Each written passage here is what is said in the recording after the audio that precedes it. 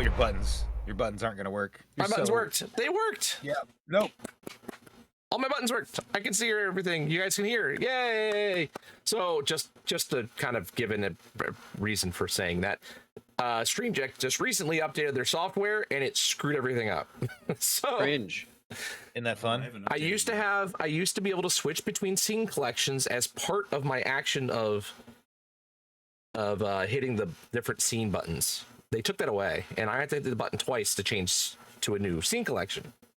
But it also messed with my sound. So, but everything worked. That's the important part. We're good to go. Welcome in, everybody. It's been a little bit. We've had some stuff go on, and then we've kind of missed. I think we only missed the last session, right? I don't think it's been that terrible. But we're here. We're back with more D&D as always, as we're going to continue on with this lovely adventure through dangers somewhat unknown. So, as usual, we'll have Adrin to give his recap of things that the party went through last time. So, at the top of last episode, Lana, the spooky Yuan-Ti lady, surprised Murray and Adrin and then gave us some information on the area in general and some of the enemies around. Our goal and hers is similar goal.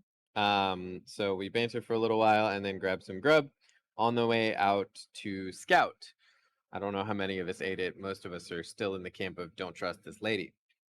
We're all, Murray aside, somewhat paranoid as we head toward the rough direction of Semergol along the river. So we check for spies. They seem not to be following us, but are lining the forest instead, which we didn't really discover too much about because we stuck pretty close to the river. And the undead also seemed to be avoiding the river, which probably should have been an indication for us, but we'll get to that in a minute. While we travel, we have some conversations about the plan until we're attacked. These like horrible toad-looking things and a big, almost amphibious fish kind of thing are attempting to swallow us and otherwise do bad, yucky things to us. Murray gets swallowed. The biggest one seems to be resistant to magic, but Coco summons a goat, and through a series of normal levels of hijinks and flinging of damage, a few people were downed, Coco included. Things are getting a little tight, but Sahiri heals Coco back up, and with the assistance of Garvin's Fey friend and Coco's goat. After a harrowing experience, Murray as a giant frog seals the final kill from inside it. We tiny hut for a short rest, well deserved, and get walking again. After a few hours, coming to another small village, seemingly empty and unglamoured. There seem to be footprints in the small town. The building chosen also had a fire recently. In a bed of hay, Adrian finds a Kenku feather. We decide to track this in the morning. Garvin and Murray walk off to contemplate moves, specifically pertaining to magic beans, and Murray plants one. It spawned a really angry treant, which we managed to avoid, and then safely within the confines of a whole bunch of alarm spells and a lot less shenanigans, and another tiny hut, we finally take another rest. All right. And that's where you guys find yourself. It's been so many shenanigans. Many shenanigans. It was our name needs to be Team Shenanigans. your travel was rough. The river was definitely not as safe as it seemed. As things of another nature seemed to be working their ways there, not just with the undead. Yes, and you did find a feather, which you've kind of decided to try and track. You're up in the morning. You guys did get a long rest without too much fanfare. Because I believe you guys stayed in the hut inside that village where you found the feather. Yeah, there's a mean tree walking around, and we just needed to make sure. Yes. Thankfully, it was planted far enough away from where you guys were, all you saw was Garvin coming running back. Hey, look, Murray's 2 for 2 on trees. That's all that matters. Yeah, just because Hey, one I of could them's just make 'em- ornery. I can just make them with my staff, dude. That was kind of fun. As far as I remember, the treant moved off in the direction that we are attempting to go today. Yeah, he's angry. He gets Man. to smash things in front of us. It probably will work out. Treants are kind of ADD, man. They just kind of walk along away, and if they go close to the water, then hey, there's gonna be a lot of dead frog things, man, and I hate those things. I'm getting some Sure. distinctly "Don't Starve" vibes. You just launch the mobs against each other. Yes. Yeah, pretty much. That works in a lot of games. So you guys are up True, but live trees and murderous frogs. No, you're right. For sure. The vibe fits. So you guys are up. You get the pop of the hut having faded as the magic has ended after its 8 hours. You do feel refreshed, so if you haven't taken a long rest, make sure you have, so you have your full hit points. That's important there. Making some adjustments. Yep. Oh yeah. Hey, oh hey, morning everybody. How'd we sleep? Like shit, but I'm used to it. Oh, that's okay. Here, have a good berry. I made some more. Thanks. Just hand out the good berries and put the rest in my pouch.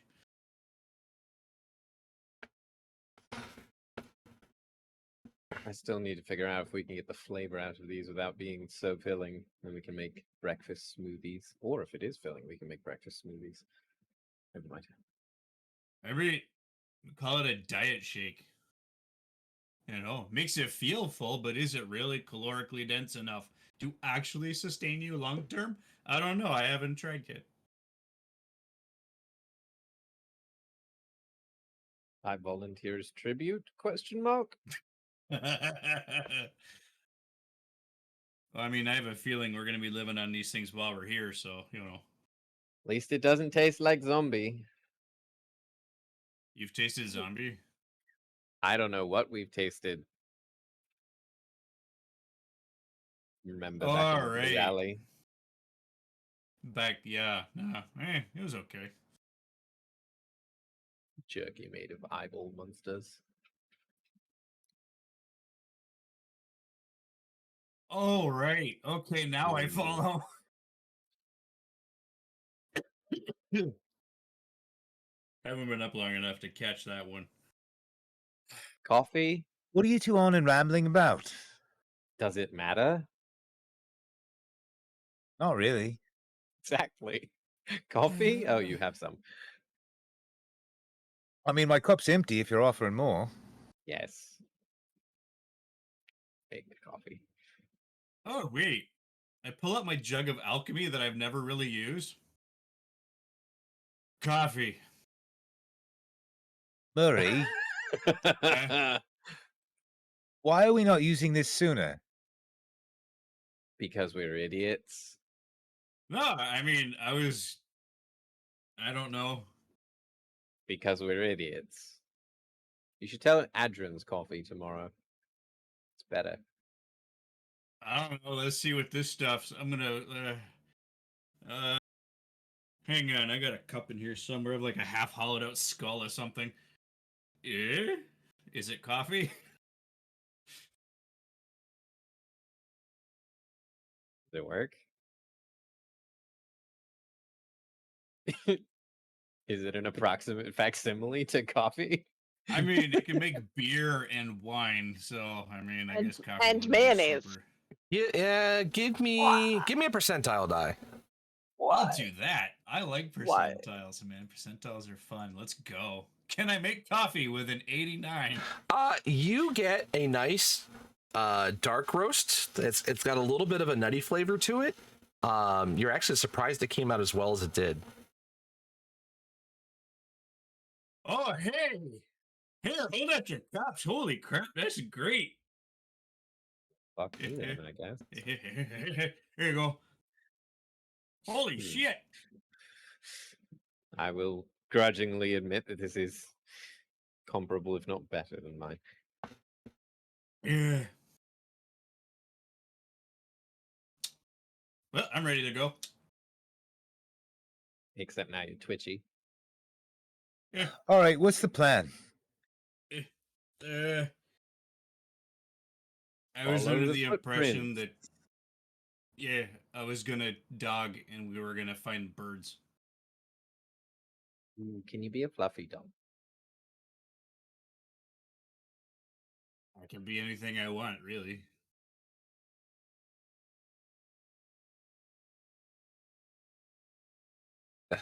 Hey, Garvin, here, you do the honors. I hand him the pin. All right. You're also responsible for pulling it out if I get killed. Thank you. Appreciate it.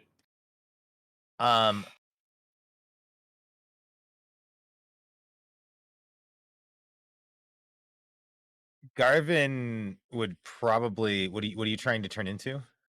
Direwolf. Okay, so he's just going to take a small strip of rope and kind of cut it and unwind it and create essentially like twine and Oh, give so I can- you. Yep, he's going to give you a chomping bit that you can hold on to after pinning you. A little leash. Yeah, just it's just a little like a loop that you can that's there for you to grab hold of. Okay, I'm not gonna do this in here. I'll be outside just for a second. Cut the fleas or murder, and then turn into a dire wolf, and I'll just sit there. Okay. How big are you as a direwolf? Large. How flea-ridden are you as a direwolf? Oh, probably Very. Well, actually, no. I only turn into a dog. I would only have the same fleas that Murray has already. So very. He's Would comfortable. He knows. prestidigitation work to get rid of his fleas?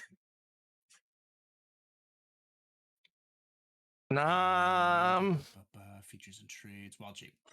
Not technically. I mean, you get clean, but there's no treatment to try and remove them necessarily. Because fleas Not are going to ride sentient him. beings, right? Like they're animals, so it's all part and parcel of the whole genie gig. So, does You Adrin could probably actually? you could hold on. probably get rid of the nits of the fleas. Yes. Does Okay. Adrin actually try to prestidigitate the fleas off? Yeah. Okay, I try to beast speech and persuade the fleas to get off of Murray. That it's in their best interest that he's not a good host, and that they'll soon learn this if they stay on him. Give me a persuasion check at advantage. I mean, Swear to God, I'm- if you make the neighbors move, 15. Murray's not- Okay. It's hard to see, but it does look like you can see them kind of move off. I need you to then give me percentile. I was gonna say, can we This is the best see this part. happening? Can we see this happening? You don't really know what's going on. You think Adrin's just doing this thing, and okay. 1, boy. 2, 3, 4. I need you to roll me a d4. If I get fleas Fleas are from this, also- I'm gonna be so mad at you all. But you don't get fleas, you get mites. True.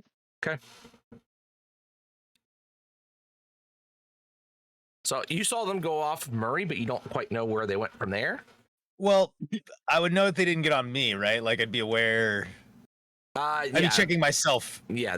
So Garvin's kind of like backing away from Murray and kind of checking himself. Just, I mean, we can hear you make noises after I try to prestidigitate, so Adrin is already like not trusting this, and will check himself as well. Give me a. Coco has just remembered that she has a goat friend and looks around and is disappointed because the goat disappeared. Yes, the ghost has disappeared. Adrin, if you're checking for fleas, give me an investigation check. So much. 21. You start getting this itching sensation up your leg. You son of a bitch.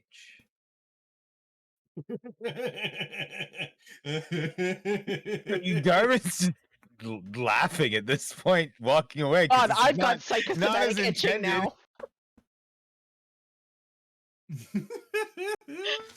Because he doesn't know why they're on him, he's gonna try to press to digitate them off himself, and it doesn't work.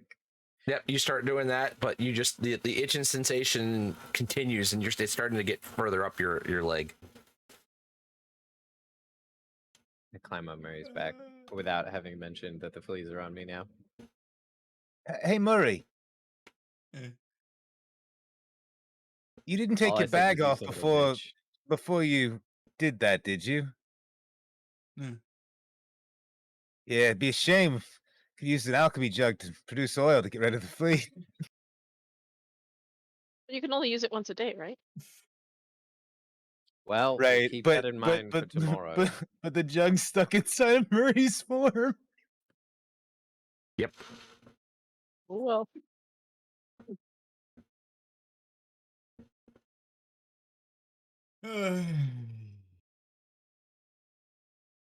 So I'll look at Garvin. All right, get this over with. I don't Yeah. like this part. I pin him up and give him the little loop. So you guys see the Okay. little pin has now been attached into Murray, as you know that when this pin is in, he is now permanently in his current form. Good boy. Scratch him behind the ears. The leg thing going. I'm like half the size of a horse at this point. Oh, I'm riding But you like God, a small horse. Yeah. The rider's itching, but the Don't worry about it. the wolf's not. I'm just rubbing my legs on him every so often, like. It is what it is. It's wonderful. I'm just using your fur to scratch it. That's all. So you're pinned. You're now permanently a dire wolf. You have Adern riding on top of you. What are the rest of you guys doing now? Well, I think Murray was looking for a scent, right? That was the plan. Yep. What are you doing to get the scent? I'm gonna go to where the tracks are, and I'm gonna get a real good. Actually, no. No. I want to walk to the hut that had the bed, where they found the feather, Okay. and I'm gonna root around there and get a real good snort of that good Kenku stuff. Okay. All right. Since you're doing this, is going to be a check using your nose, and they have, I believe, advantage on Yep. checks that you sent. Smelling and hearing. Yeah, but give me a survival check, but we'll do that at advantage because you're doing it. You're kind of tracking. It's the same. Oop. Oh no, I meant to hit. Whatever. I meant to do advantage. 13. Okay. Wow, what the fuck, dice? You do start catching a scent, and it kind of seems like it's heading to the southwest of you guys are positioned. And like while we're going, if I'm gonna make sure that I can try to maintain sight of the tracks at least, so like my head is down and I'm kind of snuffling, Mm-hmm. and I'll actually say to Garvin, "Hey, you guys are my eyes and ears, okay? I'm gonna be kind of focused, so hint, hint, wink, Coco wink, is nudge, nudge." Coco is actively looking out for like giant frog things and whatever else might come and try to murder us. I'm sorry. It's not west. It's east southeast. I Hail Mary, away. You're basically going away from the river, closer to what looks like Thank the God. straight mountains. Yep. So while we're going, I'm gonna follow the tracks and the scent. So I'm using both because I have the intelligence to look for the tracks and Okay. sniff them out. So We'll have you do a few checks here as you go. yeah. All right. So you continue on for a little while. Is anybody kind of watching out around? Yeah. Okay. Give me. Coco is super. Go ahead and give watching me a perception check. I'm being playful wood elf, disappearing and stealthing between the foliage and everything else, kind of laughing and giggling occasionally and poking at my 13. brother. I'm ignoring it as best I can, but it's Ooh. a new trick he has, so it's a little. Wow, I actually rolled Frustrating. well in a perception check for once. I don't know who I am. So you guys are traveling along. The grass is somewhat high, but there's break through it. But you guys are able to continue on. You don't notice any, like, there's no undead roaming around at the moment, but you do know generally that they path randomly. But you guys continue on for a little while. Murray, go ahead and give me another survival check at advantage. 23. There we go. Okay. Ooh, we're getting a good sniff here. Fresher. So as you continue on, you see up ahead, as you kind of are going to quick glance around to try and get your bearings, you notice there's like a copse of trees kind of ahead, and the scent is kind of taking you straight through that. Okay. I'm gonna walk up to like the edge of the trees and stop. And just kind of freeze, kind of like a pointer, like, yeah. And listen. See if I can hear anything. Go ahead and give me a perception check. Can the rest of us also do this? Sure. Yeah. Have we? I assume that the perception checks we made revealed no danger as we were walking. Nope. 14 for my perception. 26. Oh my God! 2 good perception checks in a row. Wow. I'm about to die. Clearly. All right. You think Garvin's he's just going off literally as standing on the shoulder. passive? He's not really like actively looking or listening. Gotcha. You guys, oops, ignore that. You guys hear grunting coming from inside the trees. Not in the trees, but in between the trees. You can't see anything. They're pretty densely packed and it's dark. But you can hear like grunting noises coming from in there. So I'm gonna like make a hand motion to get the party's attention, and just like quiet, and I'm gonna point forward, and then as I point forward, I'm gonna cast Minor Illusion at the distance that I can on the max distance. Okay. To make like an auditory like lion's roar in that clearing up ahead to see what reaction occurs. Minor Illusion would be 30 feet. So is there a save on it immediately, or only if they're choosing to disbelieve? Yeah, so I mean, it would be use an action to examine the sound or image, can determine that it is an illusion with a successful investigation check against your spell save DC. So I'd probably be targeting some brush or something, like something where that you wouldn't be able to visibly see a creature. Okay, well they're done what they so you hear the grunting kind of head off towards the direction of the sound, and you definitely hear movement of something large. I'm gonna look to see. Lean to get Adrian off my back. I would like to do Eyes of the Grave. Okay, and Eyes of the Grave is... You know the location of any undead within 60 feet of you that isn't behind total cover and isn't protected from divination magic. So it tells you the location directly? Yeah. Okay, so about 40 feet ahead of you, within the copse of trees, you see 6 large undead creatures with multiple arms. Relay that information to the party. I start tiptoeing backwards and off to the side and trying to stealth around away from them, as if to suggest this is our best course of action. And I don't say anything else. Okay, what is everybody else doing? Begrudgingly, I will move in the opposite direction. I mean, if we look like we're moving off, I'm gonna get back on Murray as quietly as I can and let him get us out of there. When you say the opposite direction of the creatures or the opposite direction of Garvin's moving? Opposite direction of the creatures, because I'm moving so begrudgingly. Okay. If you're moving away, give me a stealth check. Does this include me? If you're moving away, give me a stealth check. I'm riding Murray. That's why I ask. You can still Okay. make noise being on a creature. Ugh. 14. Crap. 10. 8. 20. 26. Nicely done. I think I like slip. Okay, so yeah, Fucking Adrian and Murray. horses, So Murray, you're taking to take a step back. Your back legs kind of buckle a little bit, and you step on a rock, making a slight yelping noise.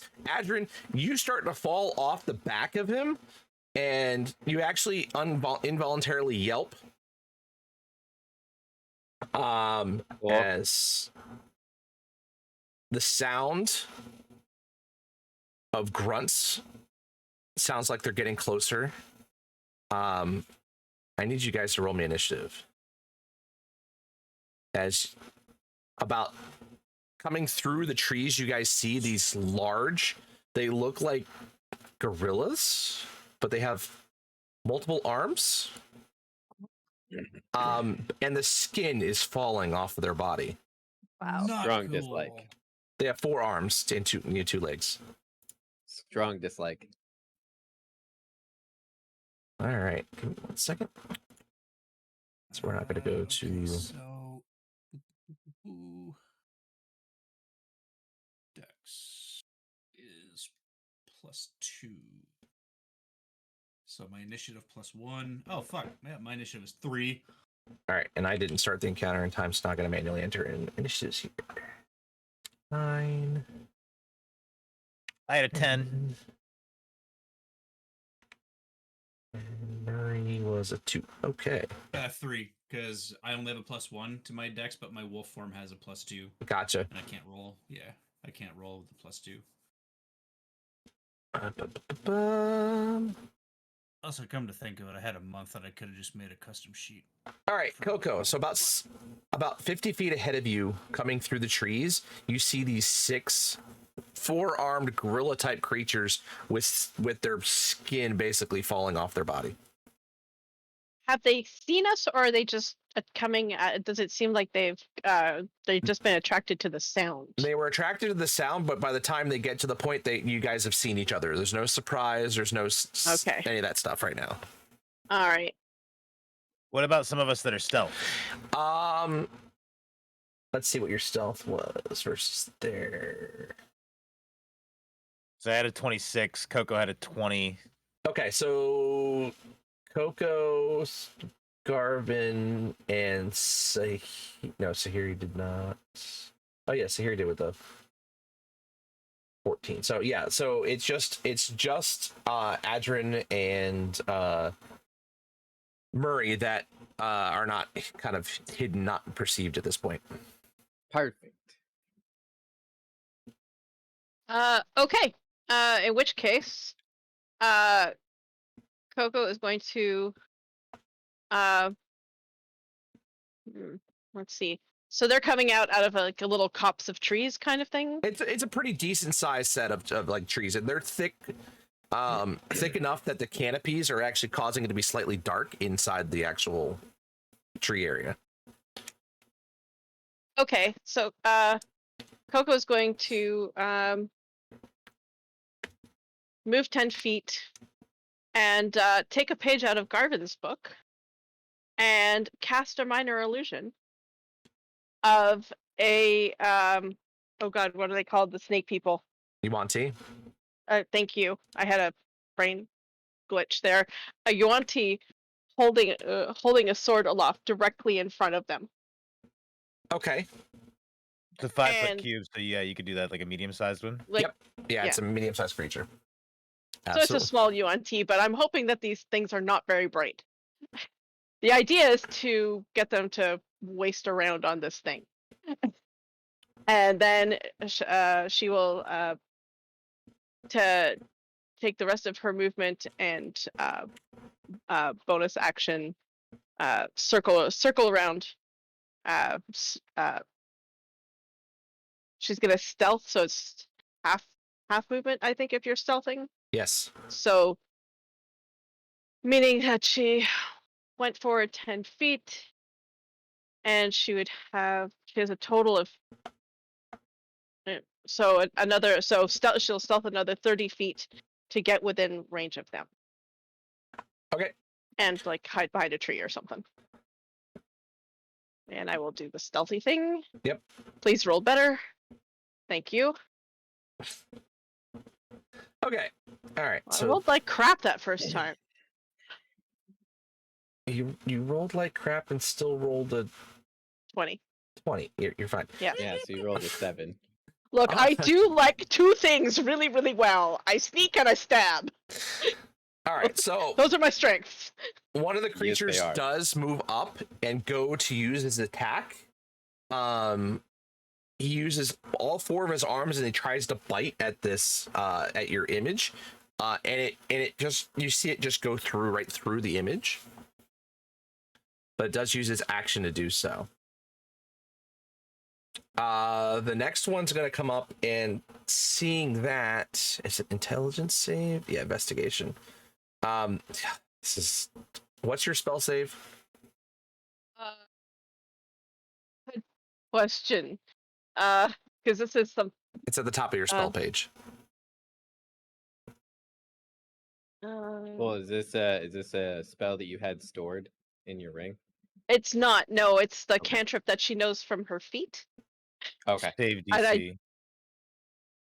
It's wizard based, so it'd be Yeah. based off of your intelligence. 8 plus your Plus your intelligence plus your proficiency. Yeah, plus your proficiency bonus. Okay, so 8 plus 3, 11, and proficiency bonus is. I think it's 3 for our level. Yeah, I think so. So we're looking at 14. 14. So 14. Okay. Well, this is gonna go poorly. Good. Okay, go. So this thing Yeah. moves up and it's questioning I'm it, diversifying. but it moves up and tries to attack, and it doesn't get to attack because that was its action. So the next one's gonna do the same thing, and it's gonna fail. All right. Well, this is fun. You're just gonna stare at this thing until you can break it, huh? All right, Garvin. 4 of them are Okay. sitting around this image. So they're all around the image. Okay, they obviously haven't gotten to Murray or Adrin, who are down on the ground, right? Yep. I'm not been noticed. I don't make noise when walking because of my boots of elven kind. So I'm going to take my stealth and kind of walk around to this where I'm as close to my brother as I can get unnoticed. I'm gonna pull out my rope. I'm gonna knot it so it's only about 12 feet long because I'm just gonna quarter it and then throw like a quick knot in it. And I'm gonna cast rope trick. And I'm gonna 10 foot up, create a dimensional pocket off the ground, so the rope's only 10 foot long, and quickly climb into the pocket, giving him an escape hatch. Okay. And so 10 feet in the air is the little pocket window above you, Adrin. Okay. Sahiri. Well, these are undead. They are a problem. We will try to turn them.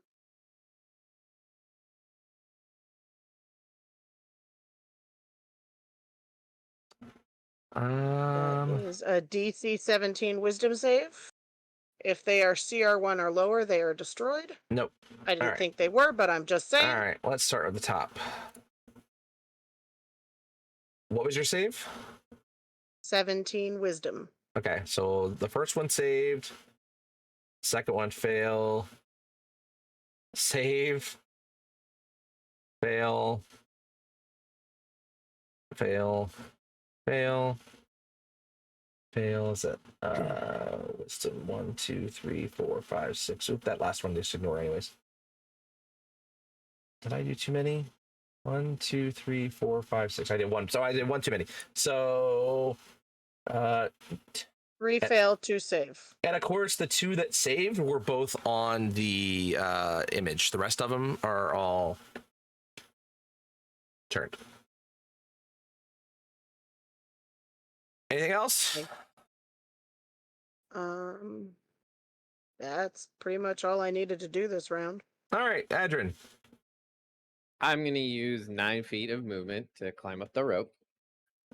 And then I am going to quicken a mind sliver at one of the ones that failed.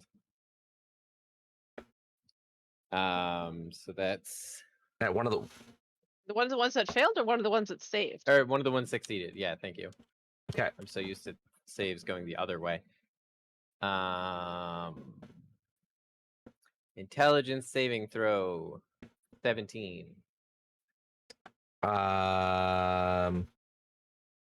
It fails. Cool. It's gonna take 5 psychic damage. And from its next saving throw, which is about to happen, it's gonna subtract 1d4. Okay. Then I'm gonna fireball on the image.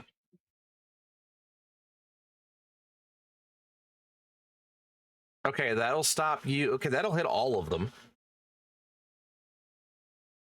Okay.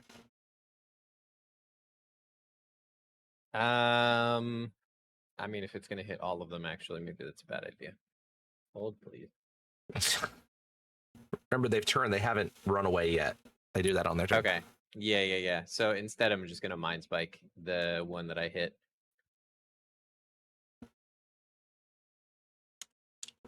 Okay.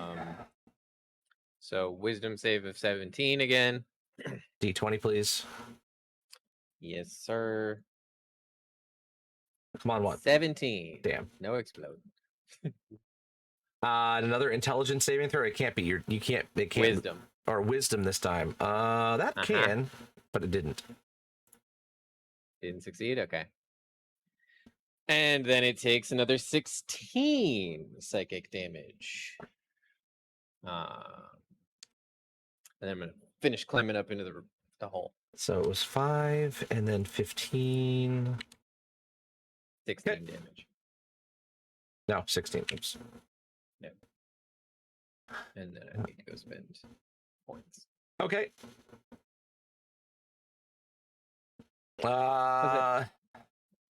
So there's 2 more of those creatures, and they go running away. They go 60 feet. You lose them into the trees. 2 of them do. All right, Murray. Oh, so the one that Adrian was just tearing into, I'm gonna jump on, and I'm gonna grab into them and try to throw them to the ground. I mean, it's a bite attack, which has a strength save, blah blah blah. But yeah, Misa bite him. Okay. God damn it! Why? I hate that that's in my head right now. 15 hits. So 2d6 plus 3, and he's got to give me a DC 13 strength save, or else he's prone. He's prone. Nice! 8 piercing damage, and I'm just gonna, hold on to the guy and be like, because he's undead, and I can't intimidate him, but fuck it. Okay. All right. So that one is now prone on the ground. Piano a little. Coco. Okay, excellent. I have an ally in melee with one of the creatures. And well, it's also prone, so you'd have advantage on it anyways if you're going to melee it. Either way.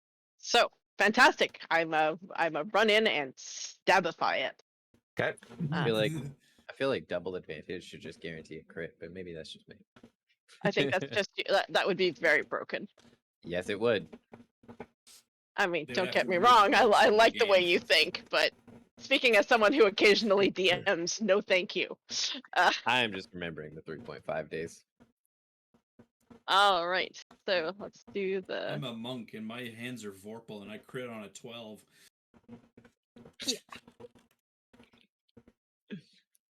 You can roll again to try and because you have advantage on it. Oh, that's right. Yes, of course. So see if you can get a crit out of it. I forgot to do the thing. Wow, exactly the same roll. Okay, either way it hits. Right. All right, so let's do that, and then we do fire damage. Then we do the sneak attack. We're already at 15. We're not even at the angry. Oh fuck. 36 total. And It just flat out it collapses to the ground. It was already on the ground. Well, okay, it goes still. Okay. That's how we like them. Not moving. Jeez, I thought I was the pet ant. Okay. Anything else? close am I to the other guy? The other one that was mesmerized with the image. He is on the other side of it. The other two that were surrounding it are looking like they're about to turn and run.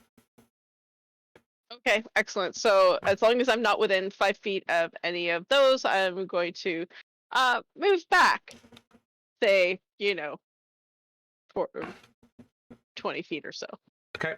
With a bonus action. Yep, got it. All right. I don't know how fast they move, but I figure they should at least work to get to me. So, two of them go bolting off into the forest away from Sahiri. Is anybody taking attack opportunities on them? I think only Murray can do it right now. Okay. I know Yeah, better I'm than not- to touch things that run. The other one, because you Brutalized his friend. it's going to attack Murray. Yeah. Let's go. So it's going to do 5 attacks. Free hit point pool. A bite. Well, see, here's the problem. Free hit point pool, but I still have a pin. And if I drop and die as a wolf, I die. Like it's Alright. Uh-oh. yeah, that's okay. Do Better you get wolf than death I- saving? Do you get death saving throws as a wolf at least? When he goes to 0, he reverts back. Oh, right, the pin. Never mind. No, he You're right. doesn't. Yeah, you're right. Pin. Yeah, yeah. That's Technically, I okay, would you get have death a- saves. All right. You so have now you have a friend. He missed with the bite, and he gets 4 claw attacks. 1, 2, 3. What's your AC? Hold on, I'm not seeing your roll. On a dire wolf? Why is it Hold not- on, hold on. Why is it doing that again? I hate the 'Cause I got defaults. lots of sorcery points and a whole lot of chaos that can be woven. I will tell you, you would looking at it, you wouldn't be able to stop it. So Okay. I know you would have seen it and been like, no, you can't do anything about that. Because what's your AC? 15? 14 right 14. So it's 25, 23, 23. now. Nope, Yeah, not gonna try. And then a 12. Okay, so it's 3 hits. Yeah. 1, 2, 3, Let's go. Let's go. 3. So you take 20 points of slashing damage from the claws. How's Wolf Murray looking? Oh, that tickles the taint. Not That's great, about huh? half. That's about Okay. half. So you said 20? 20 total. Yep. 20, Yep. 37. All right, that leaves me with, okay, cool. Murray doesn't look happy, All right, Garvin. but he's not looking panicked either. Okay. There's one that just laid into Murray pretty bad, obviously. All the rest of them have taken off. Yep, that's the one that is going to get 2 Eldritch Blasts.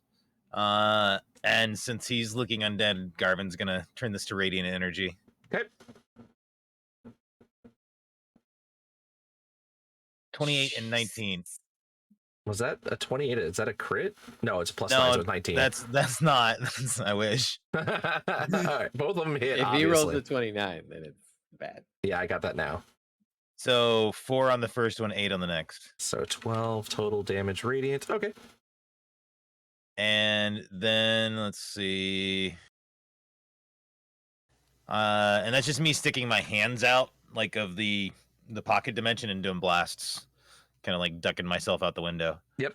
And We're just there's sitting not at the edge really. of this like, bloop, your turn. It's 10 feet up. It's just bloop your turn, bloop your turn. Yeah, why not? Murray, get up here!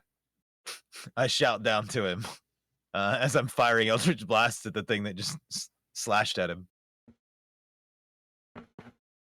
And that would be my turn. Yeah. Okay. All right. Sahiri. You see one left, and you saw it lay into Direwolf Yeah, well, Murray. I'm going to go up with my Mace of Disruption and attempt to disrupt it. Bonk. That's not going to hit. Oh no, that's a big miss. No. I Yeah. can't help you there. So No, you go that's and you okay. swing your mace, and it turns to face you as it hears you coming, and it just barely dodges out of the way of your swing. Yeah, not a problem. I'm going to use my bonus action to cast Spiritual Weapon. Okay. That is going to attack with a 23. All right. So as you swing your mace down, it dodges out of the way, but you manage to cast your weapon behind it, and you manage to smash it right in the back.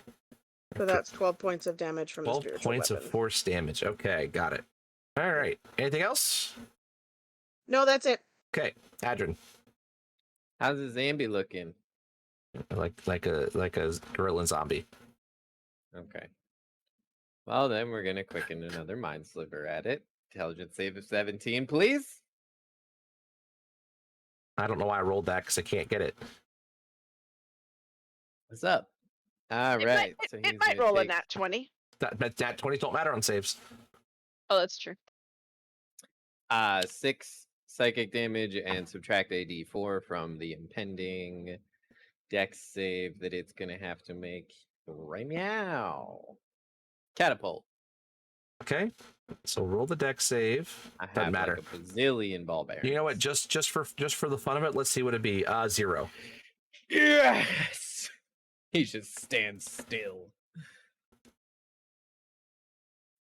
8 more damage. That's a little bit of a weak catapult, but you did it. It was only level 1. Yeah. Anything else? Oh yeah, a d20. I'm not forgetting tonight. No, you're not. 6. Okay, you're getting closer. Anything Damn. else? There's nothing else I can do except move, and I'm in the foxhole. you can always climb down. So I'm happy. That sounds like a bad idea. I'm good. Adrian's good up here. Okay. You hear this the thunder of feet go further away from you guys. Murray, you're up. Okay. So now Sahiri decided to get ballsy and come up next to me. All right. So this is interesting. Yes. Bonus action or free action to pull the pin, or is that an action to pull the pin? That because it's going to transform you, I'm going to have to call it a full action. Well, it's not going to transform action? him. It's just going to leave him able to transform. Oh, that's right. Yeah, it's just pulling the pin. I'm not actually like. All right. No, we'll make that a bonus action then. That's fine. Well, actually, because I mean, unless plan we're on... outside of your Actually, wild no. shape, You know what? Yeah, I'm I'm going to free. see what happens. All right. So Do you have multi attack? No, I don't. As a druid, no, I don't. No, I meant Or as a that werewolf, form. no. okay. No. That's fine. All right, so I pull the pin, and then I back up, waiting for that gorilla monster to swing at me, because I have a feeling this is gonna drop me if he hits. He is going to take a swing if you're going to back away. So I'm backing away. he's going to try and bite at you. Oh God. All right, let's go. Let's go. I don't have the pin in me. Let's go. Oh, no. Yeah, the pin got pulled, so Yep. 3 damage. Murray's not a wolf anymore. That was garbage roll. 9 points of piercing damage. Murray's still a wolf. Oh. 9. The disappointment in your voice. Oh. 8. Well, I was hoping to get a free Embrace transform. Malty. Not this time. All right. Well, I mean, the pin's out, so I'm gonna. Fuck. I gotta spit the pin out if I'm gonna get an attack. That didn't work. It's All right, attached new to you. plan. I spit the pin, and then I'm gonna lunge back at this bastard and try to knock him on his ass again. Okay. Well, knock this guy on his ass. All right, now custom roll. Boom, +5, 17 to hit. Absolutely. 2d6 plus 3, 6 piercing damage as I bite the stupid poopy head. And this is a bite, so it's got to do the strength save, correct? Yeah, DC 13. God, he can't roll for squat. All right, he's not prone. All right, he's prone. Sweet. All right, so he's on his ass. I'm going to use the rest of my movement to back up. Okay. Out of oh wait, actually, Sahiri was in. Oh, it doesn't matter. I hit, but Sahiri was in range, which means I got advantage on the attack. I'll roll just in case it's a crit. It's not a crit. Okay. So that pack tactics. Yep. Yeah. So I'm just gonna back up so that I'm on, like I step on the pin basically. Because Okay. whatever happened, not so it's like piercing, but I know it's there because I don't want to lose it. And All then I'm going Step to on the ropes, growl they hit it. menacingly, and then be like, "Garvin, get out of here!" All right. Coco. Hey, he's prone, so yay! I'm Yeah. gonna run in there and Bye. dabbity. Don't roll double ones. Nope. So, Oh no. Oh so my. stupid. No crit, but you hit. Oh, right, that was so a- here we that was go. Only a 17. Oh my god.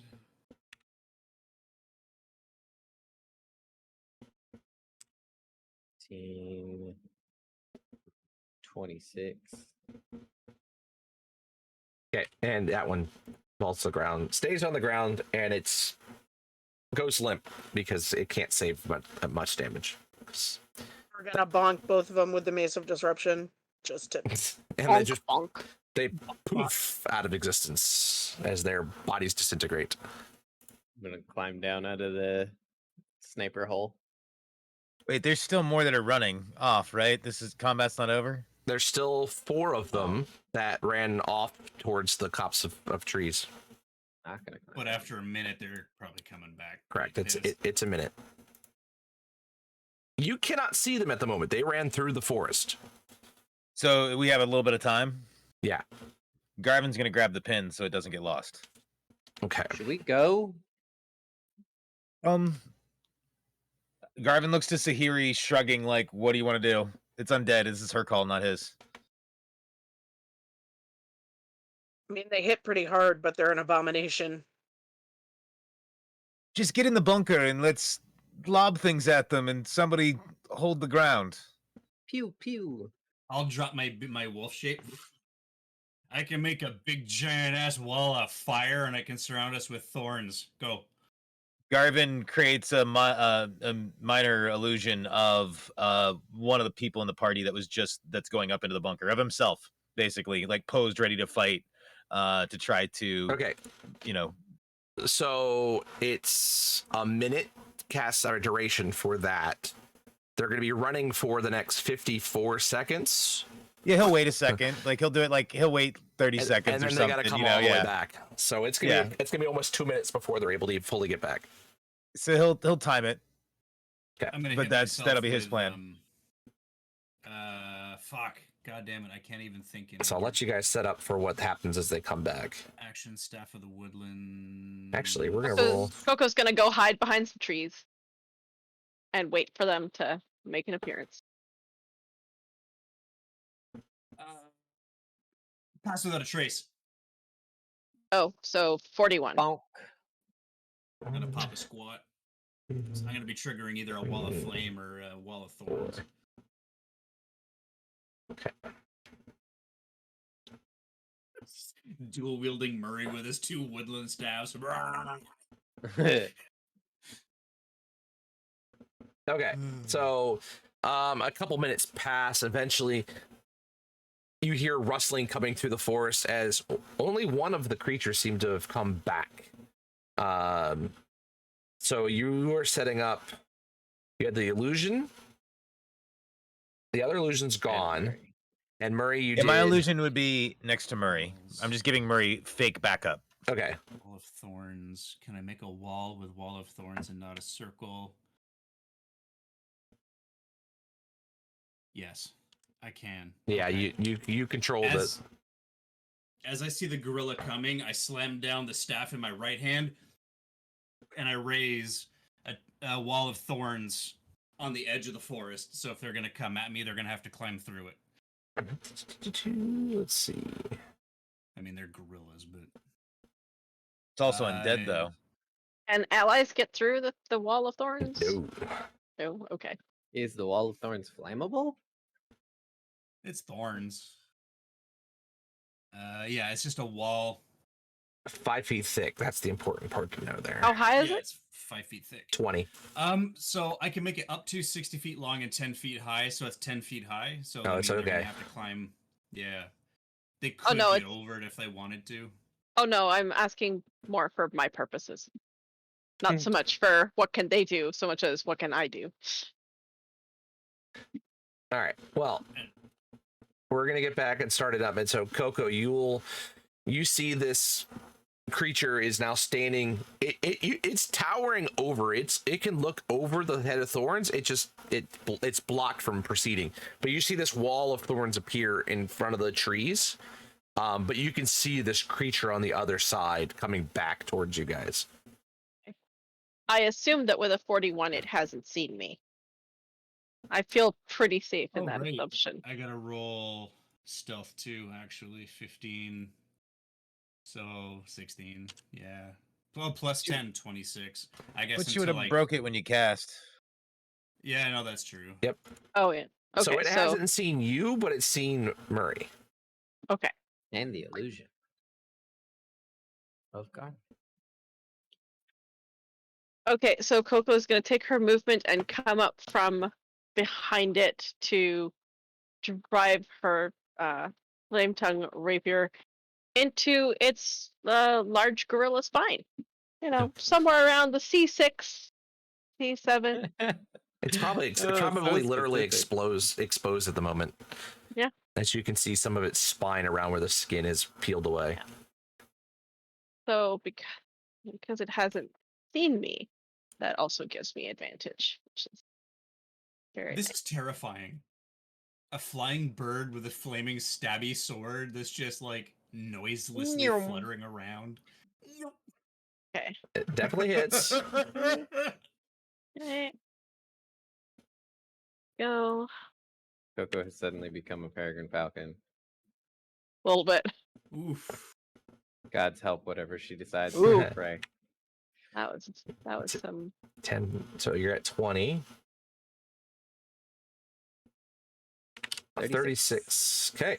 It is not dead, however. and then she's going to I don't know how far away was I when I moved? That depends on where you went before. So the edge of the Oh. tree lines from you guys was about 20 feet away. Okay, so Coco's gonna go back to take her movement, go back to the tree line, and bonus action hide. Oh, okay. And it does not get an attack of opportunity because speeds. Oh, you have mobile. I do. That is fine. All right. And Heidi. Only 29 this time. Only against a creature that has no intellect and no wisdom. Anyway, it roars out in anger and it starts to move its way through the brambles. So Wall go of ahead. Thorns. Yep, go ahead and give me the damage for all thorns. It'll take all 5 feet, so I think it's every foot.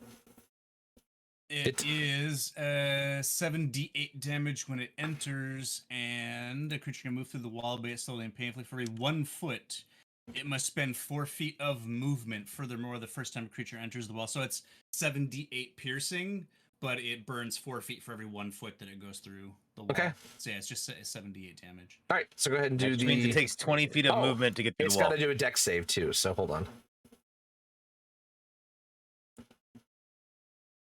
And what's your DC? Oh, Wait. 17 is my DC. Okay, so it takes the full. Okay, and 29 piercy stabby ouchie. okay, so it crawls through. It's gonna die. This So will it- lose a couple of its it arms. starts to Dies, like, pull inside through, the wall. and as it's going through, you can see just parts of it just are pulled off to the wall, and eventually it just collapses on the other side of the wall. As it's basically ripped itself to shreds going through.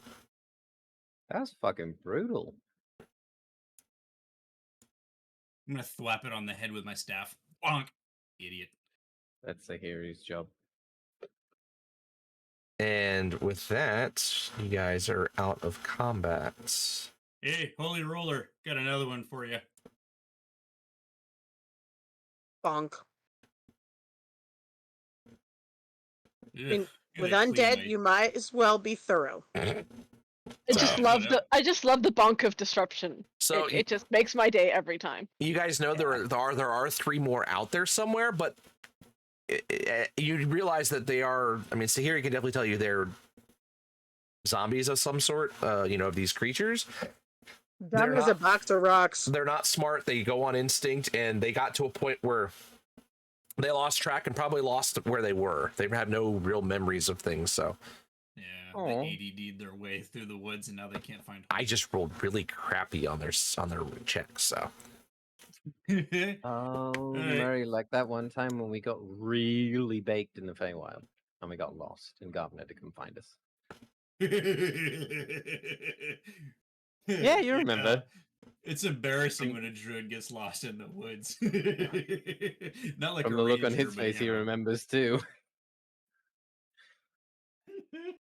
All right. I mean, we didn't have to be naked, but whatever. It helped. It helped me anyway. Oh, never mind. Well, sometimes you feel like your clothes are strangling you. You know, you gotta just take it anyway. Oh, that's there for 10 minutes. So, unless you drop it, unless there's so it's not concentration, is it? it's the staff. It's there for 10 minutes. Yeah. Oh, okay. So Well, it is concentration, but it's cast through the staff. It still uses Okay, keep it. concentration. Yeah, it still Okay, uses I'll so. keep let's go. Okay, that's fine. It's there. But it only stretches Can you- around to the edge of the trees, so you really can go around if you want to go around the trees. Yeah. So Um, can you still tracky when you're Murray again? Yeah, and that is good, but I have something better. And then I pretend to roll up my sleeves. And then I start doodling in the dirt. You've seen me do this before. I'm communing with nature, but as a ritual. Give me a bit.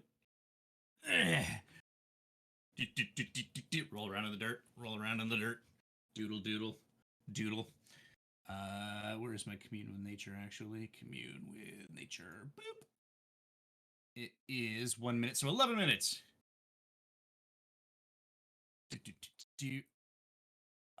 Up to 3.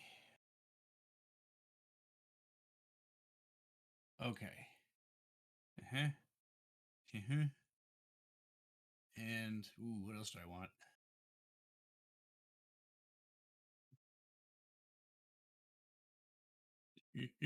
And just before I dot the last I, okay, so I want to know where the undead are. I want to know if there's any Kenku.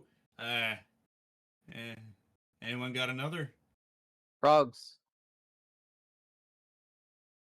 Evil, terrible, swallowy frogs. Well, you just stay away from the water.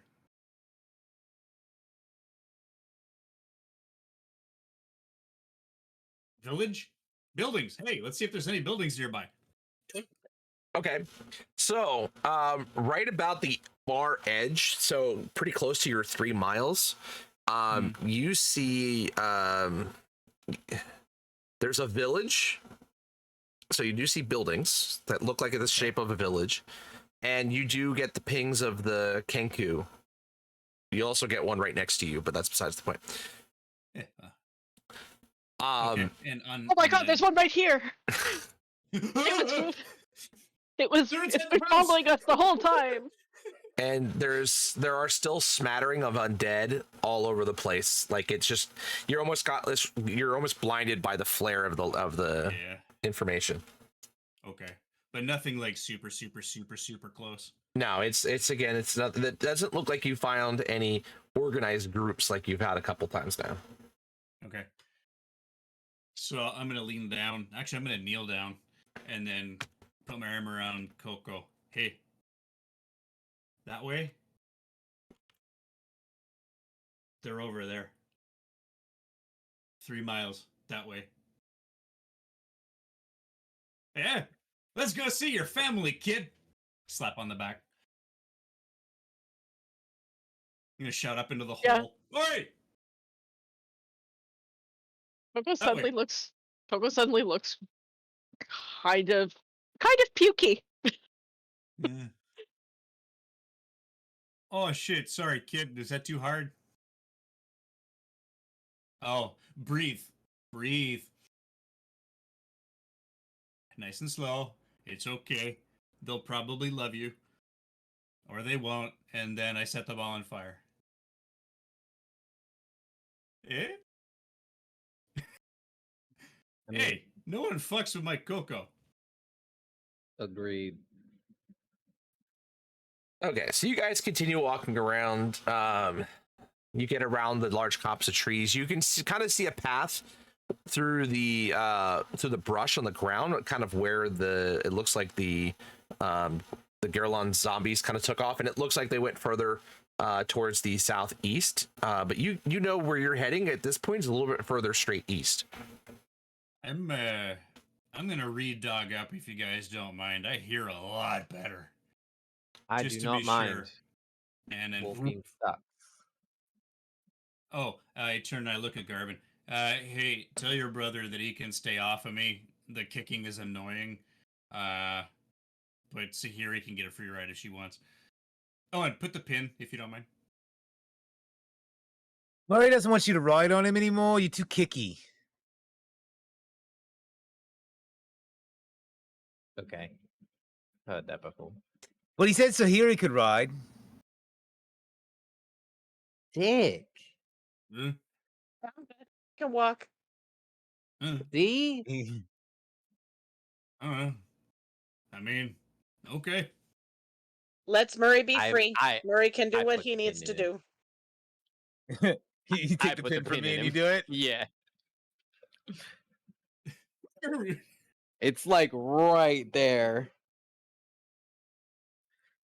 So like the little rope is hanging right here. You can reach it, but like you can't get that pin without that rope. Hey, Garvin, don't tell him. That's gonna cost him. Garvin just shrugs.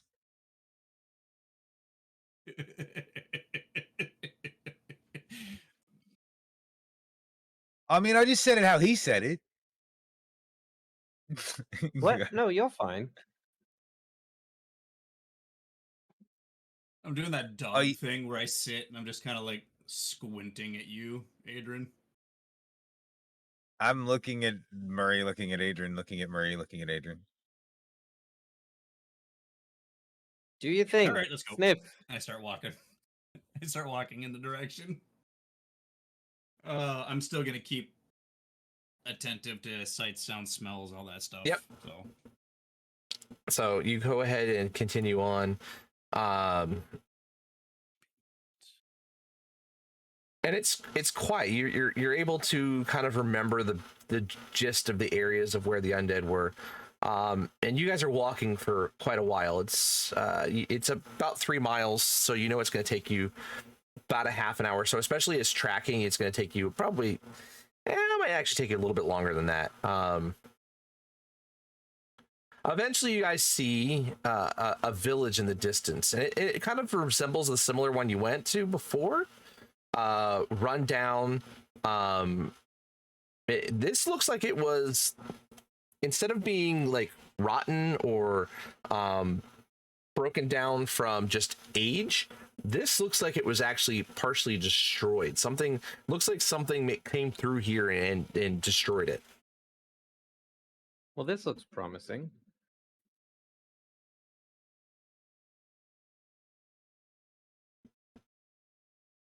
Are we upwind or downwind? Like, which is the wind blowing in my face so I could maybe catch the tailings of... Give me a D8.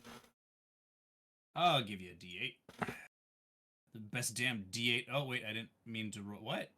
1d20 plus 1d8. Well, the D8 was a 4. What the hell was that? You hit both of them. So 4. So the wind is blowing. It's coming from the northwest, going to the southeast. So It did go the direction I thought. you're actually heading slightly with the wind. Okay. Oh, okay. So I can't. All right. Cool. I can smell everybody's farts, but I can't smell the village. All right. Cool. You smell a lot other than farts. Yeah, well, there's going to be some dietary changes coming, so yeah. A little more fiber. Just a whole bunch. So, of fleas. I mean, the pathway seems to go through this village, but you don't see anything at the moment.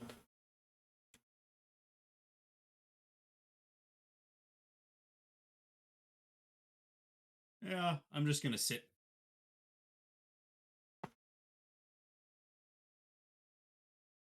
Do you want the pin out?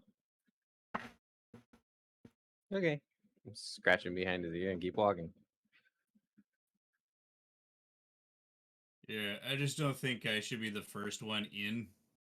That's fine. I've voluntold myself to do it. Voluntold? What? Are you What does hearing that my inner mean? monologue?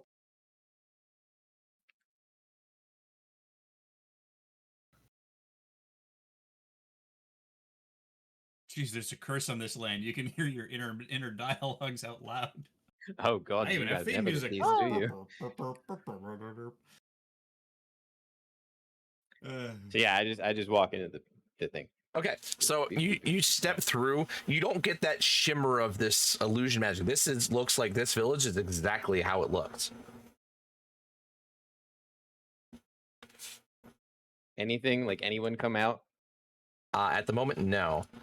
There Okay, I can go are ahead and- 1, 2, 3, 4, 5. There are 6 buildings. There's 2 of them that are there's one that's immediately to your right. There's a larger one that looks like maybe that was the kind of the village elder's house that's off to your left a little bit further down, and then you see some other houses kind of spread out between. But it looks like there's 6 of them, but they're in terrible shape. I'm gonna walk into the middle of the village, or as close as I can to the middle, and just, yell loudly. I mean, use stage voice to project. We mean you no harm. In fact, we are here to help in any way we can. This is for you. And I pull out a whole bunch of sandwiches from my bag that I haven't mentioned to the group that I have, but like Adrian's always stocked. And I just put them on, like, I don't know, the step of the elder's house, and then I back away from it a little bit to like let people come out if they want to and feel safe. I'm gonna nuzzle up real close to Coco because I feel like big scary dog thing next to a bird and not eating the bird. I kind of don't want to get shot, so I'm gonna. Yeah, I'm cool with birds, guys. I'm cool with birds. I think I'm actually gonna sit down wherever I decide is far enough away Okay. and like pull out hangs my onto pipe. your fur tight enough that it probably hurts a little bit. Give me a Hey, perception. Garvin. Give me a perception check. Just tell her to climb on Okay. me. It hurts. She's got a grip. Mod 20. So, Rude. Adrian, from the large, looks like the elders building, you hear some movement and then it goes immediately quiet. Ooh. I would also like to.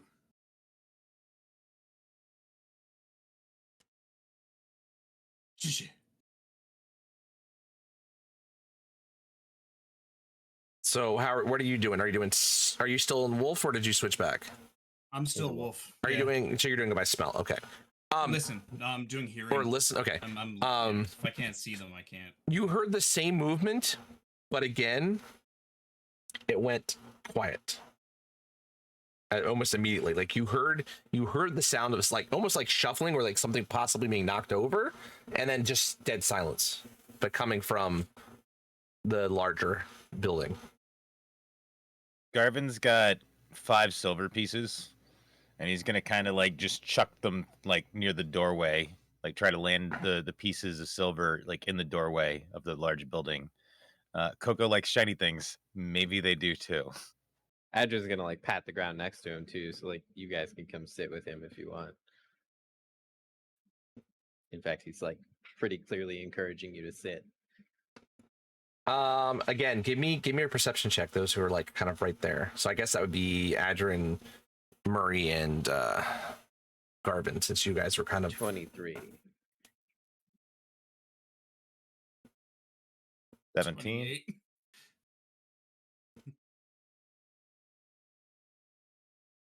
okay.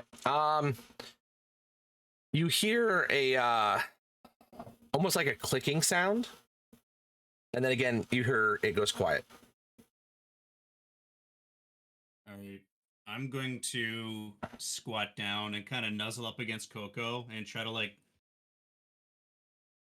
with my head try to roll you onto my back. Like, come on. Fine, I'm gonna grab you by the scruff. So right behind, I'm gonna grab like the feathers behind your neck. Not hard, just with the incisors. I'm gonna grab feathers, and I'm using my body weight to push you ahead of me as we're walking. Coco lets herself be nudged. She's, fuck you. And I'll let go of the feathers and then just push with my head, realizing that looks kind of aggressive. Okay. And just kind of push her. So, Coco, how are you kind of approaching? Well, I don't know if you've ever seen a child being nudged along by a large dog who doesn't want to be nudged along, but that's kind of what's happening. He's like, fine, fine. And just will sort of very hesitantly. Coco is reconsidering all her life choices. Like, yes, I traveled halfway across the world because I wanted to find my family, but what if they don't want me? Murray Are you licks the gonna back sit of down next to Adrian? Okay, So she is kind of going, but it's like, oh no, what have I done? so you're Mistakes were moving up. made. I should have stayed in Waterdeep. You're moving forward, and as you do, Yeah. you kind of move in, and you get to the entrance. And as you do, you kind of hear again. You hear some noise and some movement. The room itself, the house, is very, very tattered. The half of the roof on the left side is actually torn off. And the further back, it's actually kind of collapsed in on itself. So as you kind of come in, the building isn't quite as much room as it seems, as things have fallen in. So you enter in this hallway. It's about 10 feet wide. But the only way to kind of go is there's kind of a corner area off to the right, but it is dark in there. Hang on 2 seconds. Headset's dying. Nope.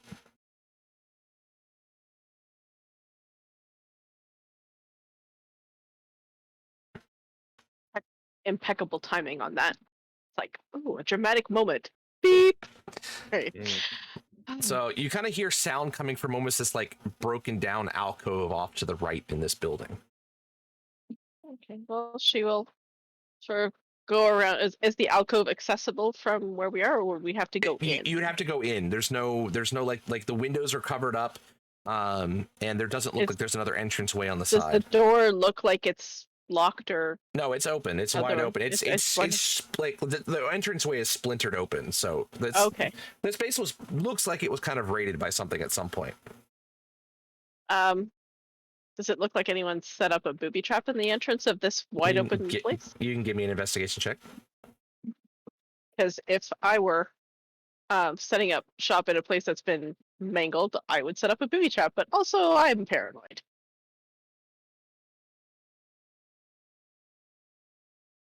Ugh, 14. Okay. You don't notice anything. Okay. It looks pretty clear. So Okay. if somebody was trying to put a trap there, they did it so well that you didn't see it, or it just doesn't exist. Hopefully, it doesn't exist. So Coco will go through the door and try and peer around toward the alcove and call out, hello? Hello? As you kind of get around the corner, peer around the corner, you see, you have dark vision, right? With the goggles? Yes. I think they still work like normal dark vision where you don't see color. Hold on. Give me a second. Yeah, it works just like dark vision. So as you kind of go around the color, you see 5 figures, all roughly the similar shape and size, but you don't get any color off of them, but they do, well, they kind of remind you of yourself, but they're all huddled together, hiding in the corner.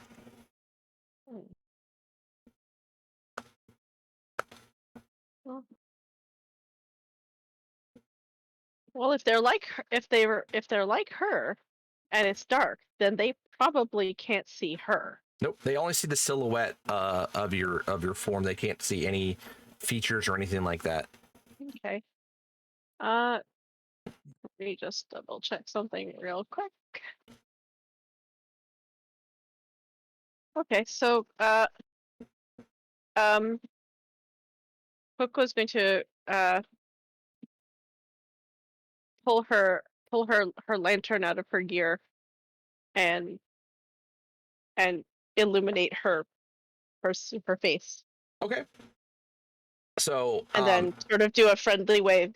and you can Hello. actually, with that amount of light, you can actually see them too, because Yeah. it's not a hooded lantern, so it's going to give you the full bright light area. No, it is a hood. It is a hooded lantern. Oh, it is a hood lantern, so you're pointing at yourself. Yeah. So Yeah. you kind of get a little ease of tension. Hello. But you don't get any vocal response. You get what you do get is one of them says in the voice you just said, goes, "Hello."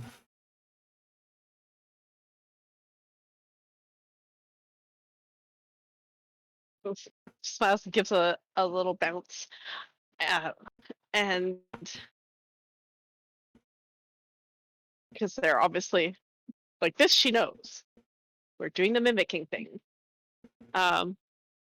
But if they're mimicking her voice, she's gonna turn the lantern towards them.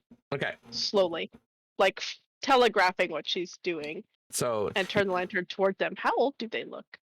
A couple of them look older. A couple of them look your age, and then there's one that's a little bit younger. But you see, there's blue, red, which you found the red one, the red feather earlier. That looks similar. You see a green, orange, and then another yellow.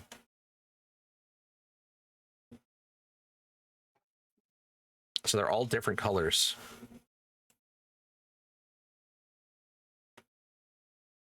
Let me see what I've got in my mimicry repertoire. I mean, at this point, you have a ton. I do. But I don't think most of our party's stuff is appropriate. Well, but like, there was a Yeah. whole like solid like 3 months or something like that where Murray That's and I true. just taught you how to read, write, and Yes. speak like 3 languages. Yes, that's true. Like, it's safe. Come. You kind of see them huddle together, but they kind of do start moving forward. And as they kind of get around the corner, they kind of peer out and make sure I'm there's just passing my pipe around. Sit in a huddle. Murray's on his back, like rolling around in the dirt like a derpy dog. Like, so they catch sight of your friends, and they kind of shy away a little bit, but eventually they start coming forward as you're moving way out, and they come out of the building with you. Very apprehensive though, looking around.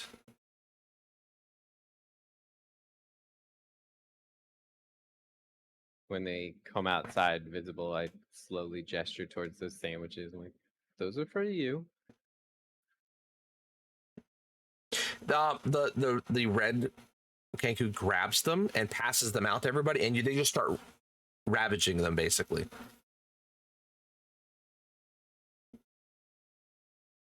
So they look like they're real hungry. They don't look like they're starving, but by the way they're eating, they definitely look like they're hungry. So Have more if you're still hungry. So the colors of their feathers, while still, they're definitely the brighter color. There's a little bit of a fade to them, like they've lost a little bit of luster. Sorry. Apparently knocked my camera over. Good job.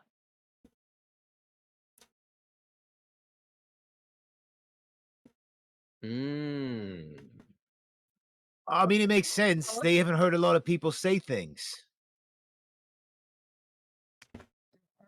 You're hurt.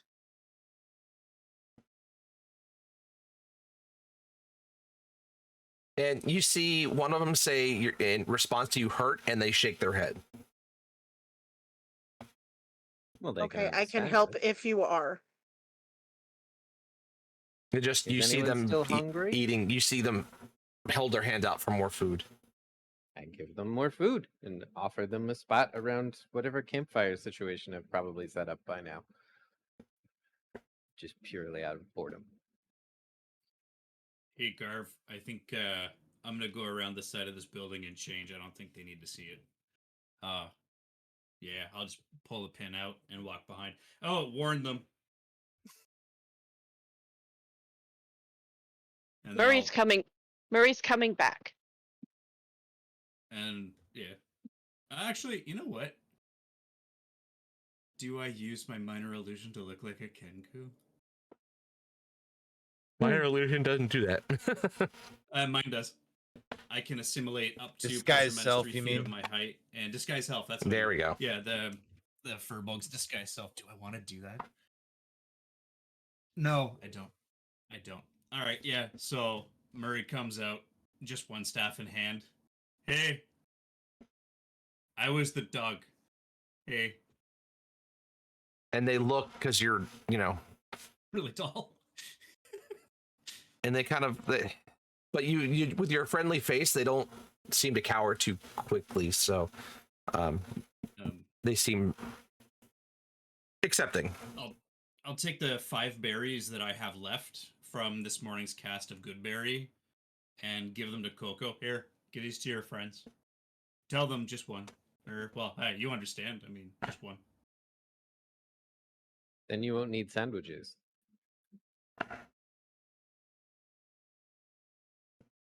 And quickly you see them pop in, and they finish them off, and you almost can see a sense of relief on their faces. This seems like it's the first real satisfying meal they've had in a little while.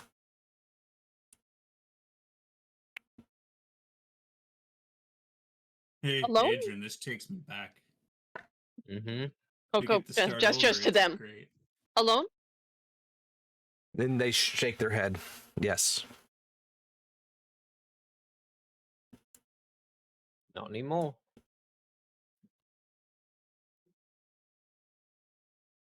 And Coco realizes that they have no idea who we are, so she points and it's like, Coco, Murray, Adrin, Garvin, Sahiri.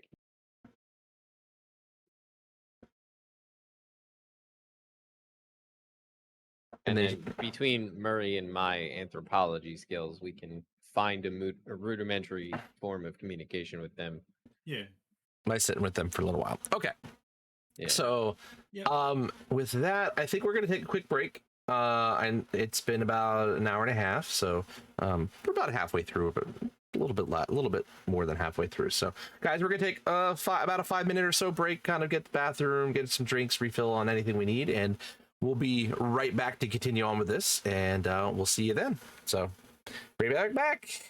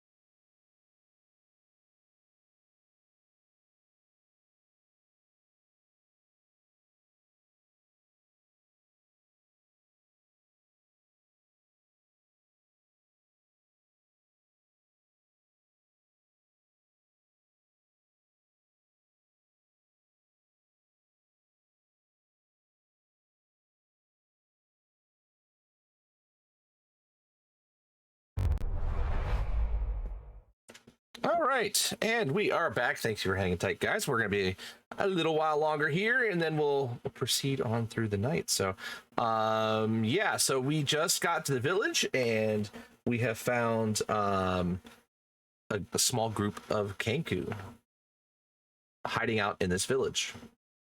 That we've placated with food and are now conversing with in a rudimentary fashion. Correct. They are. So, as they come out, They have names. That would be one important thing that Murray and I would touch on. It's like, of Yeah, course you like- couldn't ask this while we were on break, where I could get all the names ready. they do not have names though. Would you like names? And they kind of shrug. That's all you, Coco. Okay, but the one with the funniest voice has to say it. So I nominate Adrian so that when they have to identify themselves, it's in his voice. Hold on. Why is my voice funny? You all You know sound what? weird to me. Don't answer that.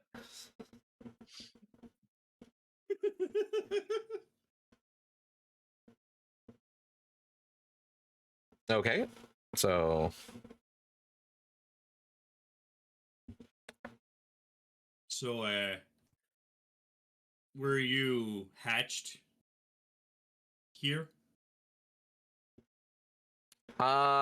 yes, they shake their head yes, Oh, Are there more? but they kind of reach Okay. out here and they kind of point to the village and go, okay. Not here, but Okay. in this area. Are there more of you? and they shake their head no. I'm very sorry to hear Mm. that.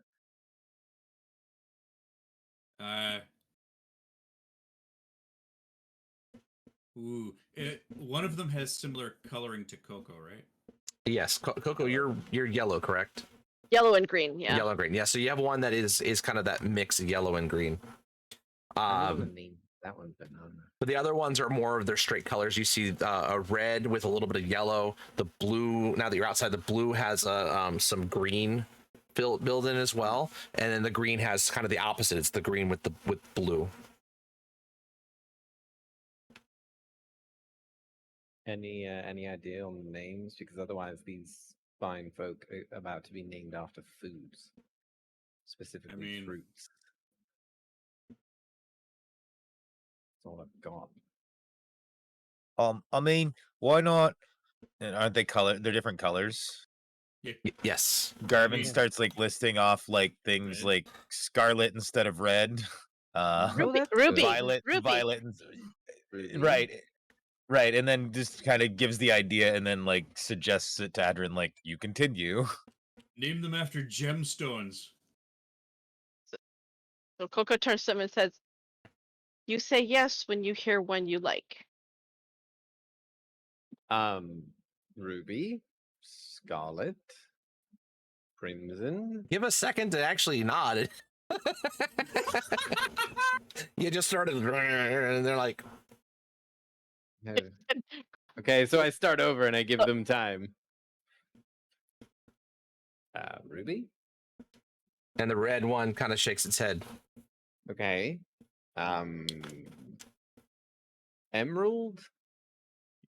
I mean, this one looks like an emerald or an Emmy, maybe an Emma. Ooh, emerald. I like Emma. So it shook its head with emerald.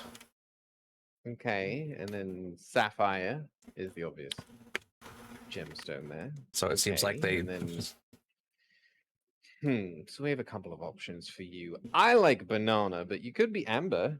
It's a Or peridot. relatively common Peridot's kind of a name. yellowy green, but you know. Paradox. Topaz. yeah. Topaz. Ooh. Any of those catch your fancy? Topaz. Okay. And then I guess orange. Ooh. Tiger's eye. Citrine.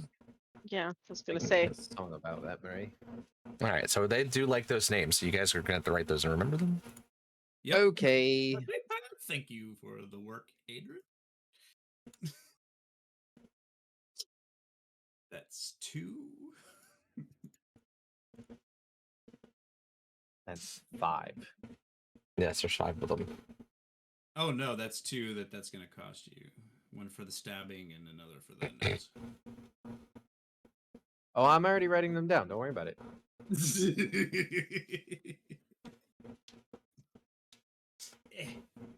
Oh wait, where's my Murray book? God damn it, where's the Murray? Whatever, I'll find it. And then the orange one, like citrine. Yes. Okay.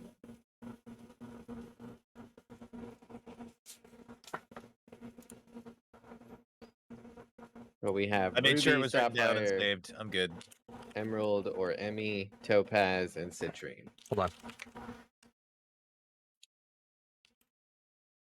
I'm writing these. I'm continuing to keep these down. Topaz. Because my notes are constantly a mess. They There. basically exist for the recap. So I think I took the pin message. Yep. And it's been edited so you guys have all the numbers. All right, there you go. Okay, yay. Dope. So which can you give orders of ages? Like who looks like the oldest and who's the youngest? They kind If of you gave it. they kind of twist their head, take their heads and kind of put to the side. And they kind of Which of stand. you They kind of hatched decide to stand. first? Ruby and Emerald actually step off, and they kind of put themselves together. And then they take Citrine kind of in between, and then Sapphire and Topaz are kind of off on their own, and they go. The Ruby goes 1, like holds up 1 finger. Okay. 1 year. I think she means first. First. Yeah, that would make sense. And then that follows down the line. Wonderful. Are you a family group? Like, are you two a mated pair, and these are your offspring, or is it It's collective they grab a group they for grab a survival? stick off the ground, and they kind of draw. You see multiple groups, and you see eggs, and then they kind of put a circle around the entire picture of them. Oh. You're all from the same nest. No, because No, or they're from the family- same community. There we go. It's like a group Same of community, families that okay. But it takes the village, but quite they kind of literally. you look at the eggs. All of the eggs for the different people, they kind of have arrows pointing them, and they're all in the middle. Yeah. So it's like everyone raises the young together. Ah, communal. Halflings do Nice. something similar, but that's because halfling children are a nightmare. So you're the last? And you kind of get a sigh, and What happened? Was your home somewhere else? they kind of point back towards the west, towards the trees. And then they kind of mimic a and they go a noise as they're mimicking the sound of creatures. Those are called zombies. As you can tell, they're very unpleasant. We can take care of them if you want to go back home. And they say home.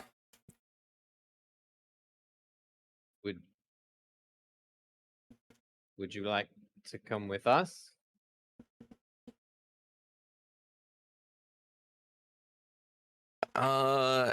Coco, in the voice of Coco said, I think she said safe earlier. They say Yes. safe as well. Yes, you'd be well, relatively safe with us. We need to find a place to keep them safer, because we're kind of walking Until into we're the done, belly of the yeah. beast. How far travel have we gone from From the one the to encampment? A day and a half, I believe. I got an idea.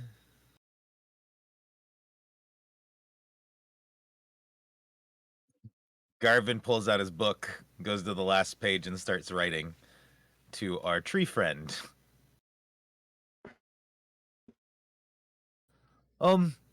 Any chance you feel like traveling? And again, they go, safe? In Oh, no, I that think voice. this is- Well, yeah, and Oh, I'm you're writing saying to, that okay. to the tree. Oh, and you're doing it back at- telepathically. Yeah, so with the book, so it's just sending at this point to our tree and friend. Whose name? Treebeard, I think. Woodleaf. Green Woodleaf. Woodleaf. Woodleaf. Where to? And I give him the directions, like the mental terrain that we passed Okay. to get here. Just kind of going through my mind of, we went this way up along the river, kind of over here, over towards these trees. Giving him the best descriptor I can of how to find us. Give me a wisdom check. If you drew a map in the book, would you telepathically communicate the map? No, Oh, that'd be so yeah, it doesn't That'd work be like that. cheat. That'd be so good though. Okay. 19. Okay. All right. So you think you believe the instructions you gave him are pretty clear, enough that he can use the landmarks to kind of make his way. He's like, we'll take time. Be careful when you get to the trees. There was big 4 or 5 armed ape creatures.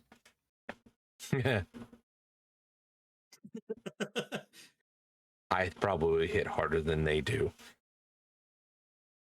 Don't forget to tell him why he's here. Yeah, Garvin will make sure, I'll Protect the explain, but country, we need you to protect some people.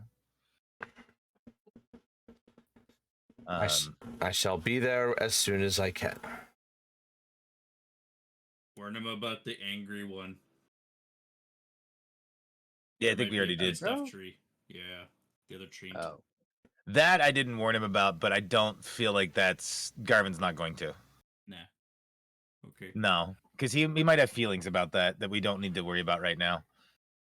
Yeah, that's true. All right. Our tree friend's coming. and I give them like a rudimentary sketch of like me for scale or Coco for scale, and then like Woodleaf next to it. He's very large, but it's okay. He's our friend. Make sure you draw that little tattoo there he's got on his bark, because I don't think the angry one has the tattoo. That'd be the distinguishing mark. So Ooh, that would be Garvin cool. takes and draws a nest in the tree's branches to get the point across. Mhm. And they shake their head. Okay. His name is Woodleaf. If it comes up, I don't know how it would, but just in case. And they say in your voice, Woodleaf. Yeah. Okay, I'm endlessly curious to find out. So,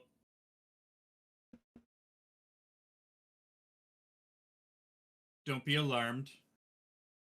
I'm going to change.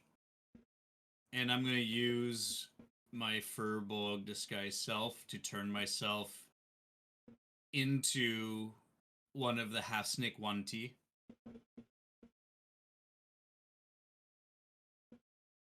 Have you met these? And they kind of shrivel back. I'll break it. Like, no, it's okay. Just, it's me. You've met them. They kind of draw a snake with an elongated mouth and an egg. Oh. Oh, okay. So avoid them at all cost. Okay. Well, you've lived this long. You're doing well. Yeah, and they kind of point around the village, and they kind of do the use their hands to mimic travel, and then they mimic hiding in villages. Yeah. Well, I'm glad you chose this one. It's a lot less stabby than some of the others.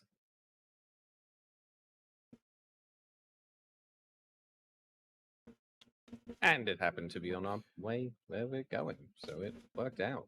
We can market it well. And you guys kind of look around. You kind of see that there was, again, the building where you found them in was a large, almost like town hall area, and then you see the ruins of what looks like an open market, kind of between the two of the buildings on the south side of the room. This might have been a small little trading town. Have you looked around the village? And I gesture specifically towards what looks like that open air market. Or were you just hiding? And they kind of hiding. Just hiding. Okay, that's understandable. Would you like to help me look around? And I assume Coco will want to look around. She loves to look around for shiny things. And they kind of go, sure. Wonderful.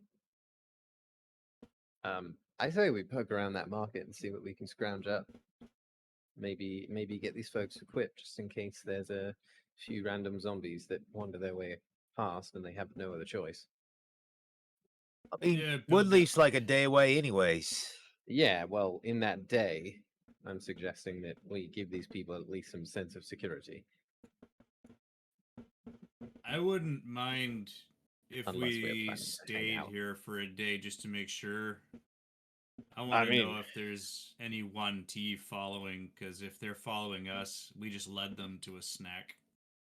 On that note, I have some work to do. I'll be back. All right. And Garvin goes to just set up a perimeter of alarms. Okay. Coco will start investigating with all the things. Yeah. And now we have 5 other Kenku friends also investigating. So many investigation checks. Okay. So as you guys are kind of digging around, you guys are looking specifically at the market to start, right?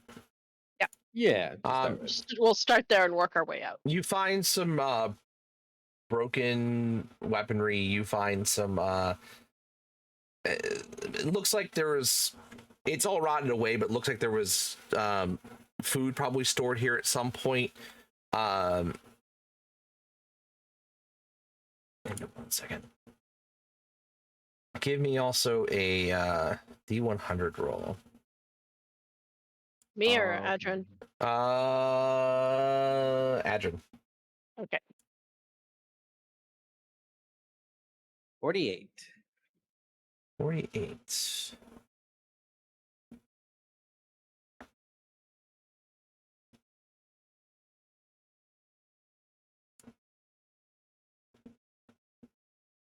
All right, roll me one more D100.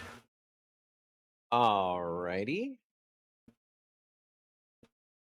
40. 40.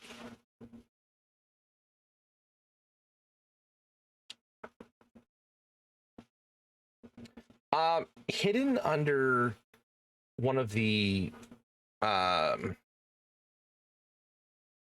carts. Looks like the cart had kind of fallen over and covered a box.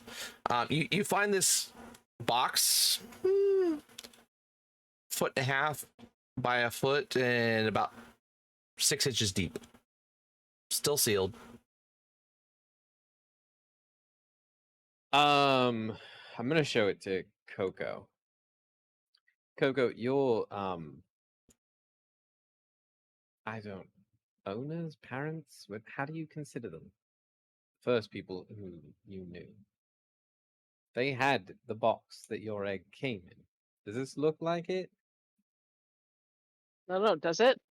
No, it's way too small. This looks, if you're really looking at it, it's like a square, almost hat box. Too small. Cool. Not square, Okay. but a rectangular hat box. I'm gonna open it. It's locked. I'm gonna hand it to Coco. Solve the problem.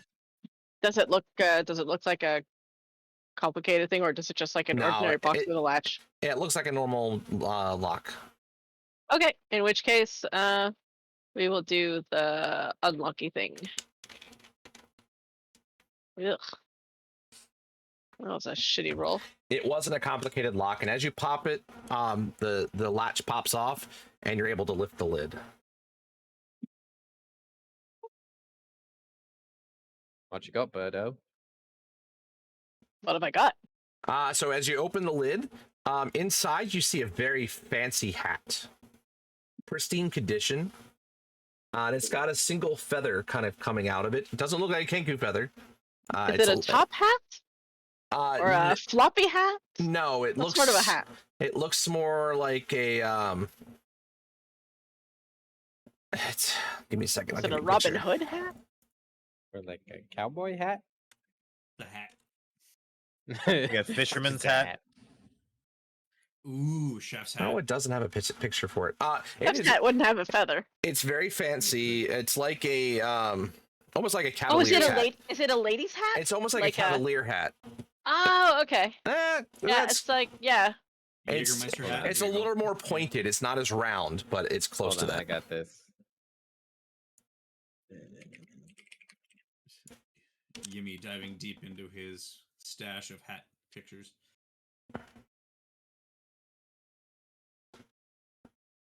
No. But I know what you're going with, but it's like that. But it's a little Yeah. pointier. It's and it's blue instead of that green that you just.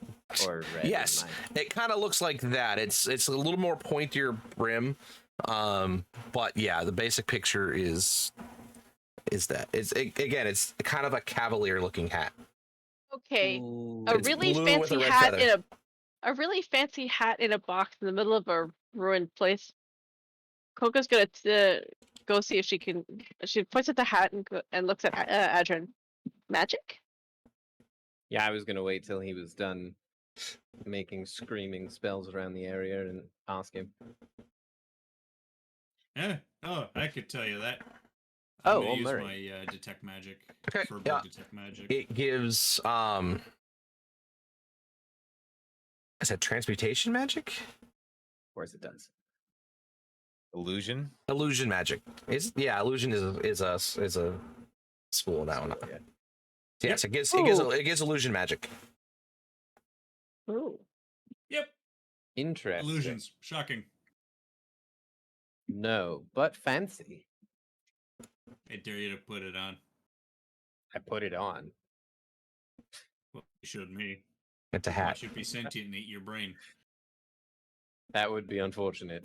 Not that I'm apparently using it much. Yeah. Give it time. If you start hearing voices, take it off. If you can. Yeah, I was gonna say the last time something talked in my head, I couldn't get rid of it.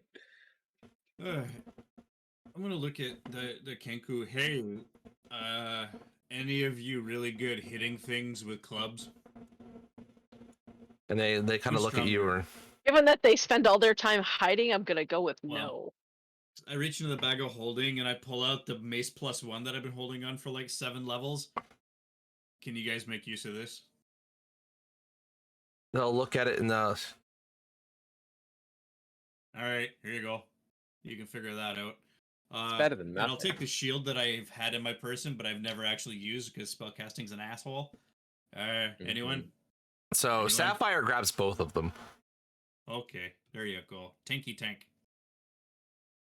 I'm gonna pull out the staff, the javelin of lightning, and no, I'm gonna need that. I might need that. Let's see. Does anyone want a crossbow? Let's get these guys decked out. Coco has a I spare will- Coco has a spare dagger that she will hand to anyone who wants it. Yeah, I will also then show whomever takes said light crossbow how to use Can it. any of them use magic? It would have to be anything without a verbal component They look at it and they go, because no. they don't speak. No. Well, I know how to use a mace, so I can teach you. Can any of you turn into animals? If you think They kinda really look- hard about being. Well, no, but I mean, maybe you just. I learned by accident. I just discovered one day, hey, I'm a cat. Oh, hey, I have 2 tridents. I just pulled them out of my bag of holding. Do you remember when we got attacked when we were sailing to the island? And I kept them because I thought they'd look cool in the bar. They look much cooler in these Kenku's hands. Hey, remember when we were stuck in a fishbowl? Yeah, I brought them out. Good times. I'd take Zenithar over this right now, frankly. But these guys are at least nice. Yeah, no, that's true. That stupid. We have the undead master, Lana, and her crew, and to find our way out. At least when we were in the fishbowl, we only needed to find our way out. And not kill the fish, Murray. Although, given the events of the next 3 months, it didn't really make much of a difference anyway. Well, there you go. You're welcome. Sorry you didn't get eaten by a goldfish. I Jeez. retract my sass. So it's at this point, you guys traveled. It's about midday at this point. Is Garvin done making screaming spells? Okay. I mean, he can be, I'm sure, if needed. Well, when Understand. you're done, Adrian saunters up to you. What do you think of the new hat? It's in really nice condition, so it's probably magical. Yeah, that's why I brought it to you. What does it do? And I hand it over. You try to pull, but the hat doesn't come off your head. You hear a voice screaming, "Nah!" Hats of disguise are a pretty common magical item. Garvin would assume that's what it is and just put it on to see if he can change shape. I don't know if it requires attunement. It does. Might require attunement. Not sure. Here, I'll sit down. I'll do a ritual, Okay. and we'll identify. So for an hour, you sit there and you take a look at it, and yes, it is a hat of disguise. They're not usually in this style. It's a really cool hat of disguise, I have to say. It's very well tailored. I mean, I've seen him in all sorts of different hats. Well, yeah, I know. I just really like this one. That's all. Never mind. I can't use it. Garvin just kind of hands it back and starts walks back, I guess, with you to the others. Adrian will, in a very flourishy way, reveal it to the Kenku and says, "Who wants a cool hat? It can make you look like other stuff. People. Like you could look like us if you really wanted to hate yourself."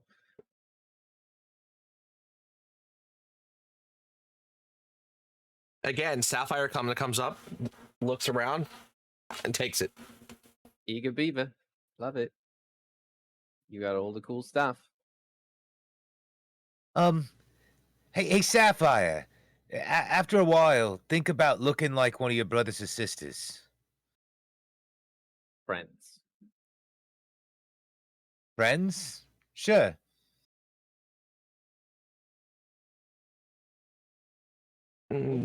She kind of looks and kind of nods. And Do you have to be wearing that? Well, yeah, and he said after a while, like assuming she's, she keeps trying it after wearing it, Yeah. Looks good on you. So are you letting another hour go by for the attunement to go through, or are you just gonna? What are you guys we're doing? big chilling until. I mean, we're Woodleaf waiting gets on here. Woodleaf at this point. Garvin assumed that Murray and Adrian were going to be using this time to learn and do their I'm thing. just, Yeah, we yeah, did. sitting lot and of chatting with them. the Kenku, kind of short resting, just kind of shooting the shit. So it Yeah, looks I like think it's most of like- their communication is done through either pantomime, like hand gestures, or through drawing in the dirt. Hmm. But no like written language. It's just There's no written- pictographs. Okay. Yeah. Um, Very they close to what Coco was using when you first met her. they've understood common, it seems like, for whatever reason, but they haven't really heard necessarily the words to speak it, so they're kind of learning as they go with you guys. How long do you think it would take us to teach them how to read and write? Probably about a month or two because there's a lot of them. I'm thinking let's give them basically the what we should do is if we're going to be here for a day, just give them the basics of all of the really common words Mm-hmm. so that they have at least some kind of basis and formation of language. Sahiri, you had your hand up.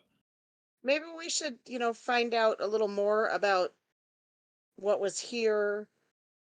We know zombies took out their village, but what was in this village? Was it just Kenku? Was it everybody? Try to get a sense of what other creatures in undead form we could be coming up against, things like that, planning for. Because we've So- seen a whole variety of bad undead things. So kind of they look and they hear. So Ruby is the one who kind of is the one who's been doing most of the pantomiming and the talking.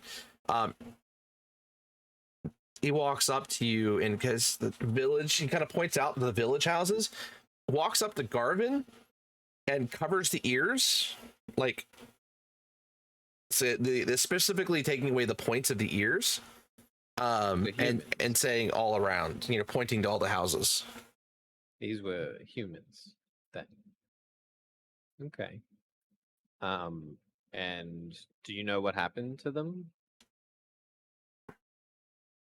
Do you know by whom? Yes.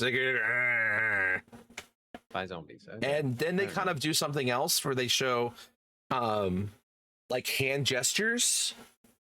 Mages. Magic? Humans were then brought back Yes. as Oh. zombies. So That's necromancy. a problem. Yep.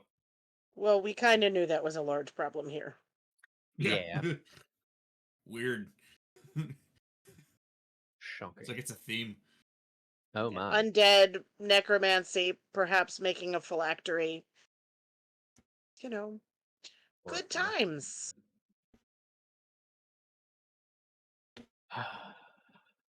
Coco want to ask anything about any of their history? Maybe with her egg? Yeah, Coco doesn't know what to make of them at all.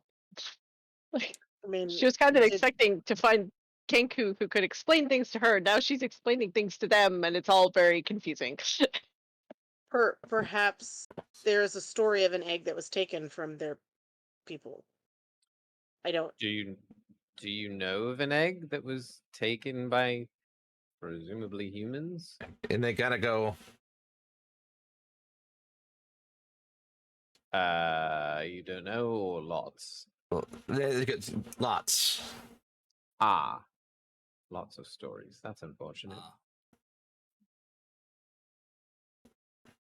Yeah, so Coco's egg was stolen, and that's how we came to meet her. Yeah. Now, where?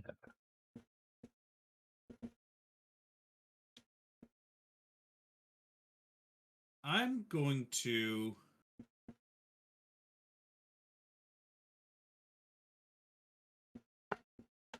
without looking at the Kenku specifically. This is interesting. I'm just going to try something. I'm just going to say in Druidic. It's a shame the plants don't grow here anymore. As I just started druid crafting a little flower to see if it perks any of the Kenku at all. Because maybe one of them has the druidic gift and they just don't know it, type thing. You don't catch anything from them. Oh well. I mean, this is gonna sound insane, but have any of you ever exploded? I know it sounds insane, but They kind of that's kind of how I figured out I could. they do give you magic. that head tilt like what? No, I know. That's how I figured out I could do magic. I burnt down a barn. Mum was pissed. And if you hear voices tell you to burn things or do things, or they can give you power, I pray to my that- God, That's That's a a good good and thing. he gives me power. I ask for spells, and he gives them to me. Is that how that works? Just kind Yes. of like show up with a Christmas list every day. Well, it's kind of take my message and spread it, make death less scary for people, but not in a creepy necromantic way, more in a accepting the afterlife is nothing to fear sort of way. I don't know. I can just do stuff, so I don't really get it. But I'm That's learning. why I can change my spells in the morning. I can say, hey, today I think I'd rather have that than this. You can change your dude. Yes. oh, look at me! I have a deity that could change my magic. Mrrr. So I could so create cool. food and water instead of I can another spell tomorrow I morning. can only do that if like you once a wanted. year or so. Hmm. But I pay the price where I have to follow the tenets of Kelemvor. Otherwise, Kelemvor can take the power away. Yeah, rules. Yeah, you don't want to do that. No, I feel like pissing off the god of death is a real bad plan. Yeah. Well, we if you all would like to come with us, you are welcome to stay with us as long as you'd like. When we are done, we are headed back to um, Port Nyanzaru, which is a large city in which you could make yourselves new homes, or you could come all the way back across the sea, the ocean, and I have some places that you could live, and you could be right across the street from us, actually. Adrian's just growing his little community. Yeah. All of my friends need to live next door. And none of mean- them pay rent. None. I have decided. You could also make it a mission if you wanted to. If you came with us after we deal with this whole necromancer thing, to find your kin, to find the eggs that were stolen, And they find can your also people. come and live with us if you like, and we can, we can help you rebuild. Create a Kenku uprising. Not an uprising, a resurgence. Well, Right they're mostly into pet trade. To process, this is a lot. No, it is. I would yeah. imagine. I understand. Well, I don't want them to come with us if we're gonna walk into the Valley of Death. Yeah, no. Food for thought, Coco. I know. And Food for Speaking of food, does anybody have anything? I'm hungry. Dude, literally always check my back. So Ruby kind of speaks up and he says, in Adrian's voice, leave, and in Murray's voice, death. Leave death. Do you They'll mean die. They'll die before they leave here. It's their home. No. If No, the only it- way it- out no. is death, you can only leave when you're dead. Is that Well, The mists. and they kind of point as you say the mists. we're trying to solve that? If we can solve that, we're saying afterwards, when you're allowed to and capable of exploring the world, we'll help you do that. Yeah. we're trying a to lot to gain more process, I know. insight? They still give you a quizzical look, and then kind of go. It'll all make sense in time. I Yeah. hope. Yeah, no, it's a lot. We came through the mists to get here. I think we should just eat some food. Yep. I'll I've get a got them fire cheap. started. Kidding? Then I'll find a hearth or something in the big central building, produce flame. Okay. So you get a fire Hey, going. who wants some mayonnaise? No, Murray. Oil, please. Not until tomorrow. Ah, I could do with some coffee though. That jug is never allowed to make mayonnaise again. Never again. No. No. how No. much I vote all in favor of disallowing Murray from making mayonnaise with the thing ever Yeah. again.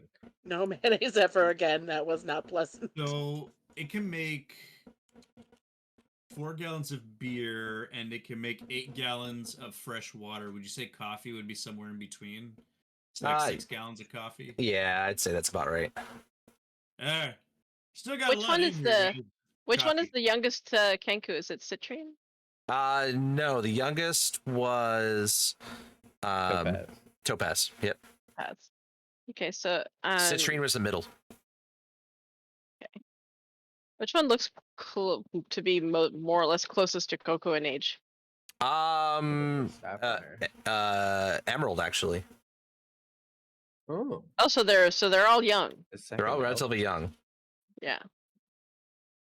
Okay, so Coco's gonna invite sort of the middle crew to come and like help her explore the other buildings and like continue their little investigative adventure. She doesn't want to interfere with was it, oh my god, I'm getting them mixed up. Apologies, my brain is not firing on all cylinders. But she doesn't want to interfere with the conversation. But all the others who are kind of milling about and don't know what to do with themselves, she's gonna introduce them to the art of snoopifying. So you take them along with you, and then you kind of you're looking around, and most of the buildings, like a couple of them, are completely broken to the point where you can't even enter them. So that's the. She figures they must already be pretty good at scavenging. And they kind of, you say scavenging, and they go.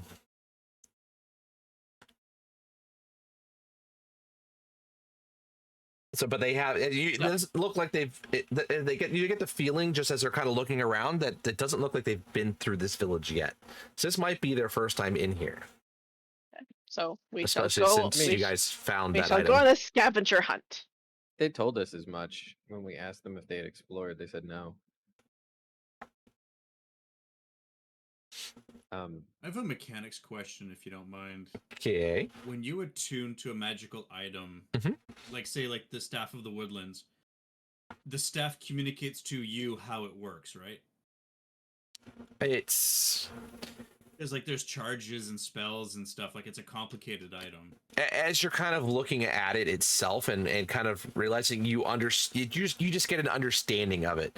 So like if it's not an unlocks ascension in your item, it's brain. just you're there's something about your concentration on it. You just all of a sudden you come to understand and have that connection What to it the is. item. Okay.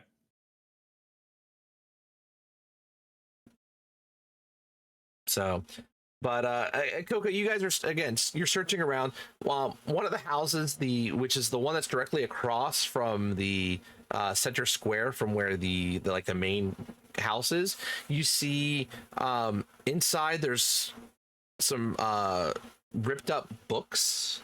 There's some scattered paper throughout it, and you find some empty like scroll tubes. Ooh. Okay. But If any of them of the scroll tubes are in like really good condition, she'll snag one or two to bring back to her magic-y friends. yeah, the tubes are Because- fine. There's just nothing in them. They're if there Yeah, was but- spells in them, they're gone. But they are useful for holding onto scrolls. Yeah, but give me an investigation check while you're looking in there. Sure. Selling them. 25. Okay. Inside, you Go and find. investigate. So as you're kind of going through, there's a desk in the back of the room. It looks like this is the desk of whoever this house belonged to. Oh, this is less of a house. It looks more of a business of some sort. It looks more like an office building. Like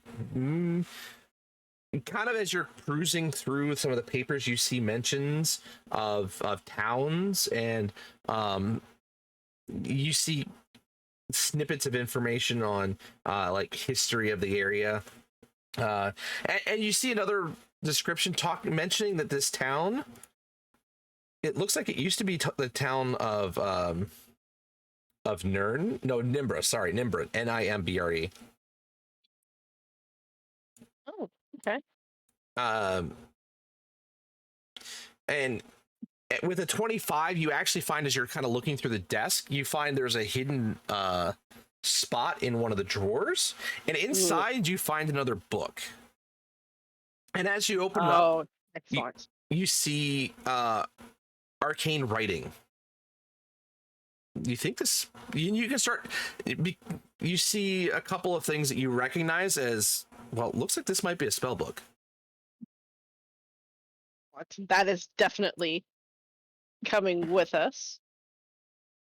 In fact, she will, because at this point, Coco carries her pack with her wherever she goes, but she's got a bunch of stuff in it, so gonna make use of that nifty spell that Garvin taught her, and pull out a little pouch. And let's see, let me just double check. Yeah, so exactly. So she pulls out a little pouch, holds it carefully in her hand, repeats an arcane incantation in Garvin's voice, of course, and casts Deep Pockets of the Morning Star. Okay. And starts tucking things into it. Yeah, so you start you find your magic pocket opens up, and you're able to fit a couple of those things in there. Thank you very much. Great. Plus the historical snippets and the little empty tubes for scrolls. Yeah, and that's so fine. forth.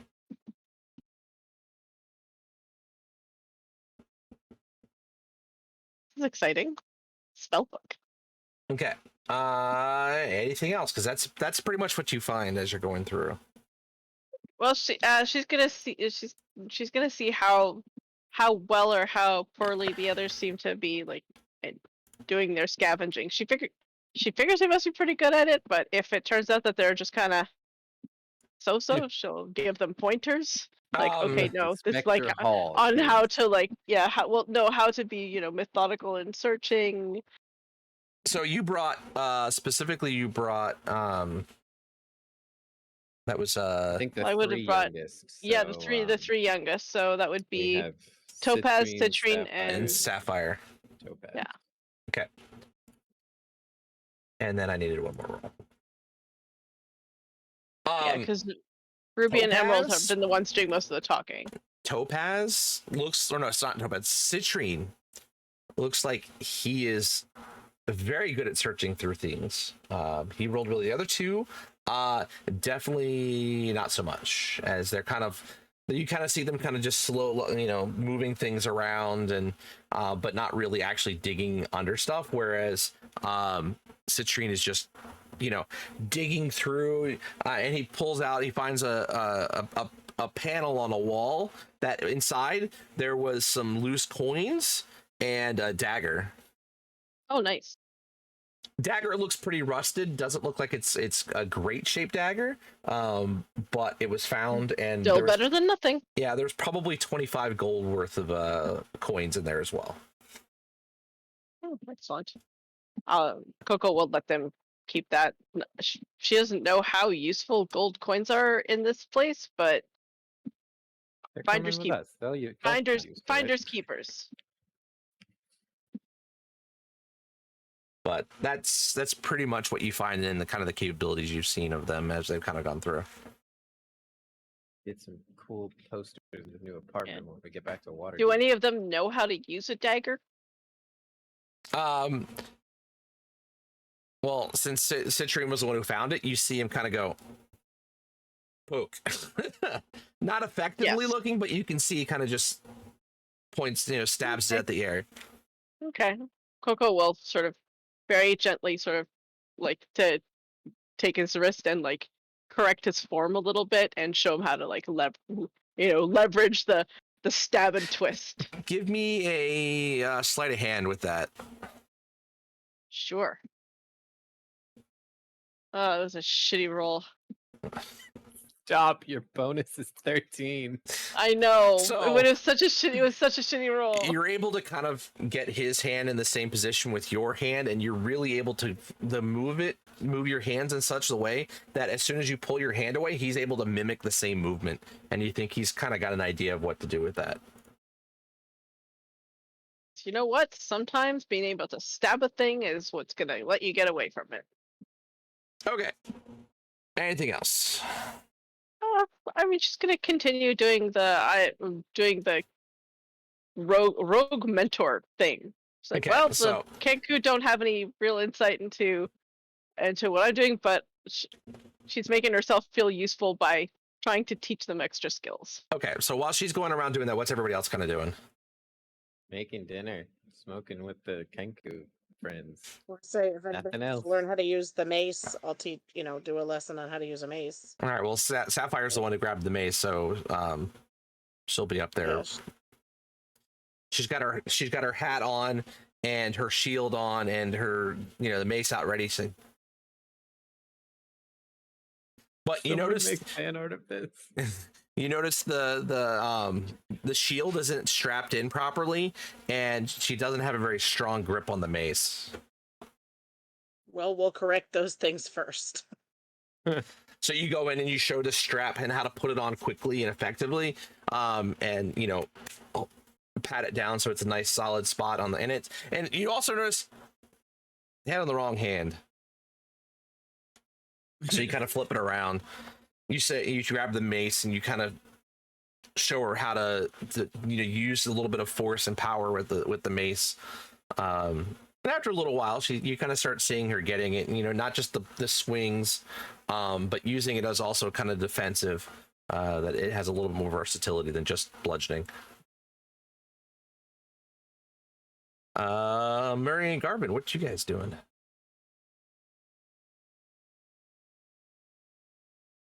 I'm sitting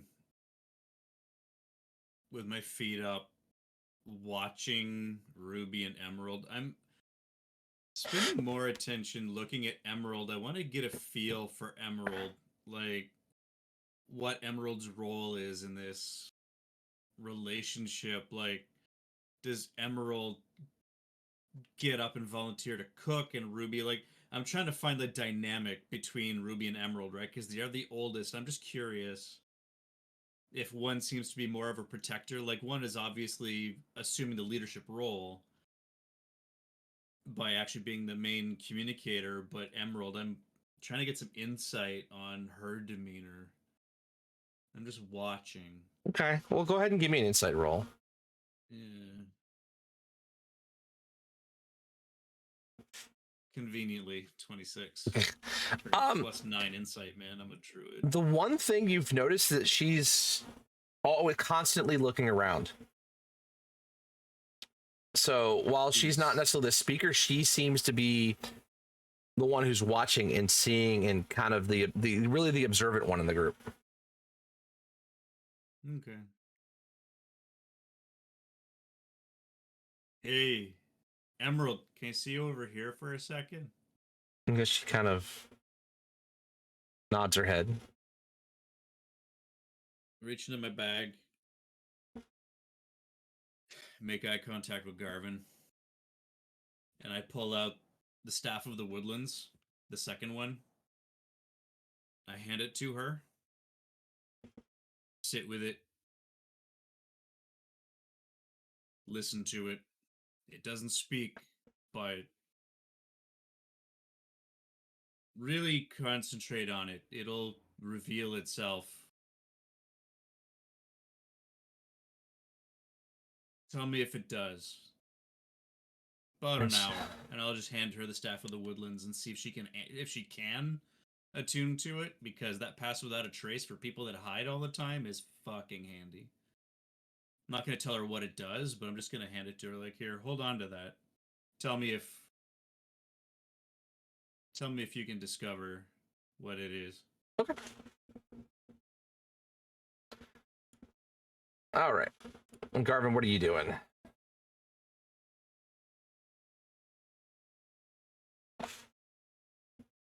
Garvin's just gonna kind of take a. I mean, he set up the perimeter of alarms. Mm-hmm. He's just kind of trying to figure out if this village is any different than the others. If there's anything that might have been missed, like in the outside areas, not in the buildings. While Coco's taking people around looking through stuff. So he'll just kind of do just a grounds investigation while double checking the alarms and making sure everything's set up for the night. Okay. Otherwise, honestly, he's probably going to get kind of lazy once all the alarms are set up and everybody's doing stuff and prop up in the center with his brother, smoke some pipe weed and enjoy himself and, eat and let them all teach and do things while, he doesn't feel like he has much to do. Okay. Give me an insight roll. Let's see if you're kind of. This will kind of give you more of an idea of what this town might have been. An 11. You can add a D4 to that. I'll help you out with this. That's a 13. Okay. You don't know if there was any special purpose of this town, but just looking at its composition, some of the buildings that are around, the fact that you found that market, that this looks like it was and considering where you potentially are on the map, that this probably was a trading post, a small little trading village in the center of the plains area of Samurag. That this was really just it was a pathway between the mountains to the river. It's almost halfway between Summergall and brain parted Haruin. That this just seems like it's that's what this was used for. But if it had any other special significance or anybody of import here, it doesn't come off from what you can see.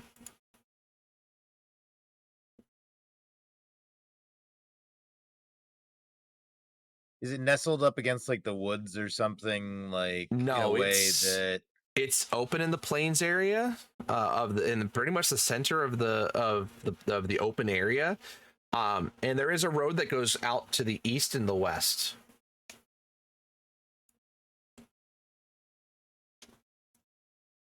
Mostly in ruin at this point, but that's the kind of the way that the road outside of town kind of goes. Garvin's gonna look around to see if there's any sort of underground access or signs of something beneath us. Okay, give me an investigation check for that.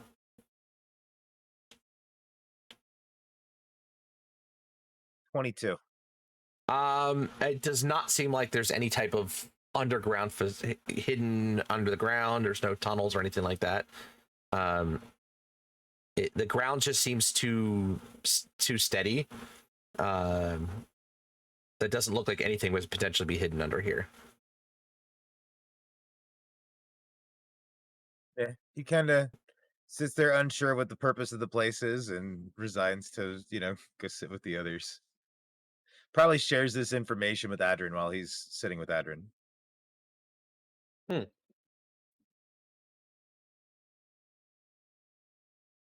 Almost like home in that case. Waterdeep being a big trade city, this is their equivalent, except not on the coast. This isn't much of a city, you can tell. It's definitely a small town. And why put it in the middle of the open? Well, I mean, it's a plains, man. You're going to be traveling for days between locations. These cities are not exactly close together. I mean, think about what we had to do to get from Candlekeep to Waterdeep. We had to walk for 3 days and then take a boat. And then walk for about another sodding 6 hours. I mean, there's not really walls or anything, though. I mean, the fences, the rest of it. I mean, it's not the most ideal place to put a village. No, but the mountains would presumably provide some sort of protection from the more terrifying scaled beasties out in the jungles and the river as well. And I mean, I we mean- haven't seen anything in here that's dangerous except for zombies. So maybe those gorilla thingies used to be alive, but you know, that would have been your big threat. Other than people, which clearly was the biggest threat. I guess it just seems odd to me. I mean, you know, different cultures. Maybe it was peaceful here at some point. I don't know. It's weird, but I don't have answers either.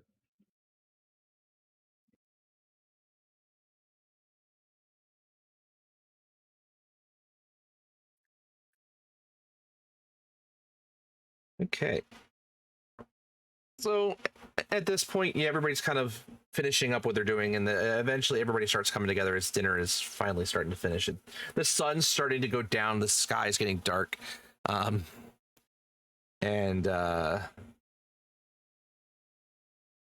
nighttime is definitely setting in. You guys have a decent meal. What are you guys doing from there? Coco's gonna hand the spell book she found to Garvin.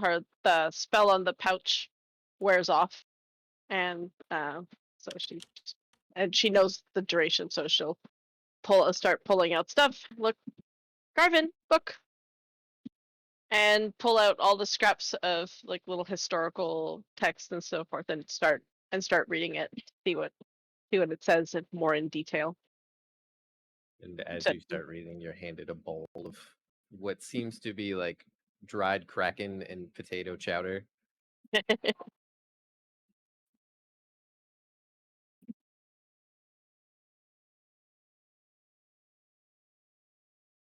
Really? Okay. So, you guys finish dinner.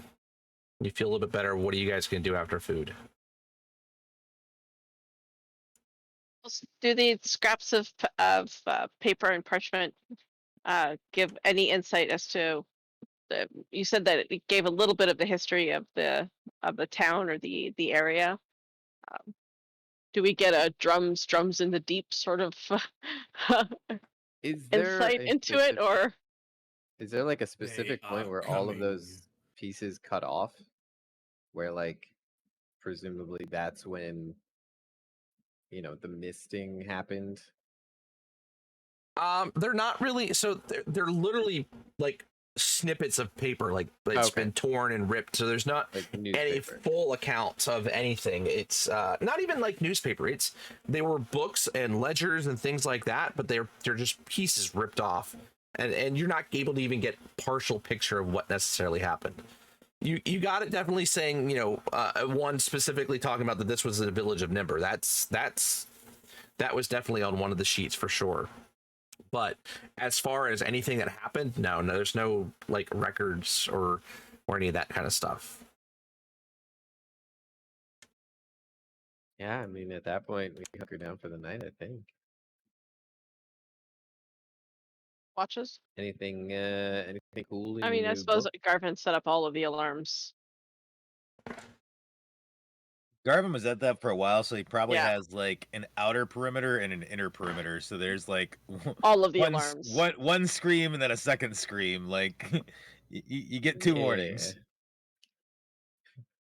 I'm Like, I'm watching not waking up for Emerald this. to see if there's a moment of what the fuck is this with the staff, to see if she's even able to attune to it and understand. Because even Murray doesn't know, do you have to be magically adept or even druidically adept to understand the Staff of the Woodlands? So, I mean, you're watching and nothing seems to be happening, but she definitely is looking over the staff. You can see her kind of feeling the edges of the staff and things like that, but you don't notice any difference as of right now, as you can tell. Okay. So are you guys doing watches, or are you just dealing with the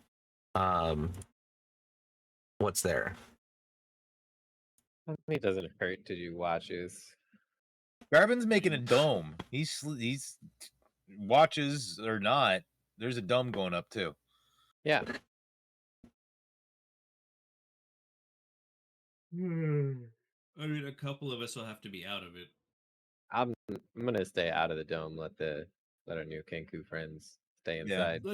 Let the Kenku actually have a solid night of sleep. Like it'd be nice. Mhm. I'll stand there with the staff. Like I'll take a watch tonight. Don't worry, guys. Yeah. So I got to chill in the dome with the Kenku, otherwise the dome dissipates. So I'll do that. Under the stars instead of under the dome sounds good to me. For once. It, All right, but are you are doing Yeah. watches, or are you just leaving this? And Yeah. if okay, No, I'm gonna Yeah. Coco's might also do a gonna watch. Coco's also gonna take a watch. While she is still Coco has a lot of mixed feelings.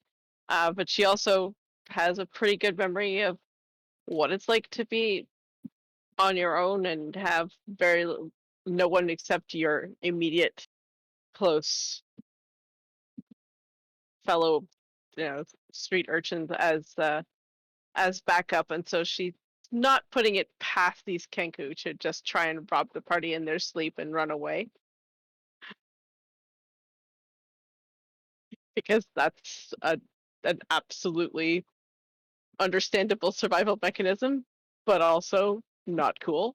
So, well, So the dome can be set up for 9 people, so everybody but Murray is allowed to come and go. Okay. Yeah, I'm good. I just gotta find a corner. I'll do my watch as a giant owl. I'll just kind of post up on one of the broken walls. I can keep I will almost take- 360 degrees of sight. okay. I'll take last watch so that I can prep breakfast.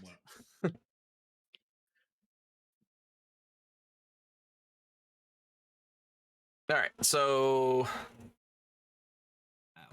Murray, your first watch then? Is that what you're doing? Yep. Okay, give me a d20, please. Boop. 10. Okay, so Murray, you're sitting there, and the sun's gone down.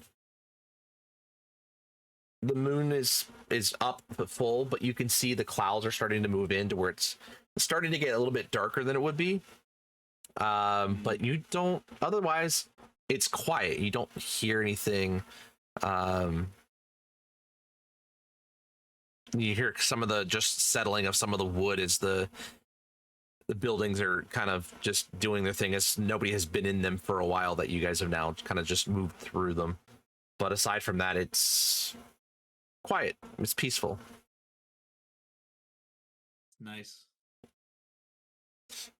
Eventually you start getting tired. Your form starts to, you're unable to keep your form. I'll land Murray. And then you're gonna wake up whoever's on second watch. be Coco. I'll well, actually I can't get into the dome, so I'm just gonna give the wall outside of the dome a couple of taps. Okay, Coco, give me a perception check. It'll be a disadvantage because you're unconscious, but Sure. See if you hear.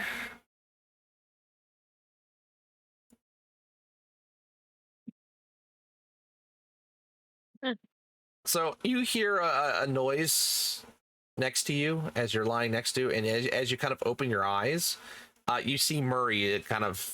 He can't easily see you, but you kind of see him through the Yep. through the, Yes. the translucence of the dome. Yeah, and she's like, "Oh right." So Your head pops out. she can't realize, she doesn't, I don't think she realizes he can't quite see her, so she'll like wave an acknowledgement and come out. All right, I'm gonna find a dark, really dark corner. Okay. And then just go back to the old days where we're roughing it and just cover myself with like an old blanket and try to look as much like a pile of trash in a corner as he possibly can, which Murray, not hard. So if people want to stab, I mean, zombies are stupid. They're not going to go poking a pile of Well, trash. also we've got alarms and Coco's keeping watch, so. Yep. If she can help it, you're not getting stabbed. It's that first part. Oh, Gar, the alarms, are they silent or are they not? Are they loud noise? They would be telepathic for the party. Okay, so they're Yeah. really silent ones. Okay. Yeah, those are more likely to wake somebody up that's sleeping. Yes. All right, Coco, give me that a- scream you can't turn off. a D20, please. It's just straight D20. Yep.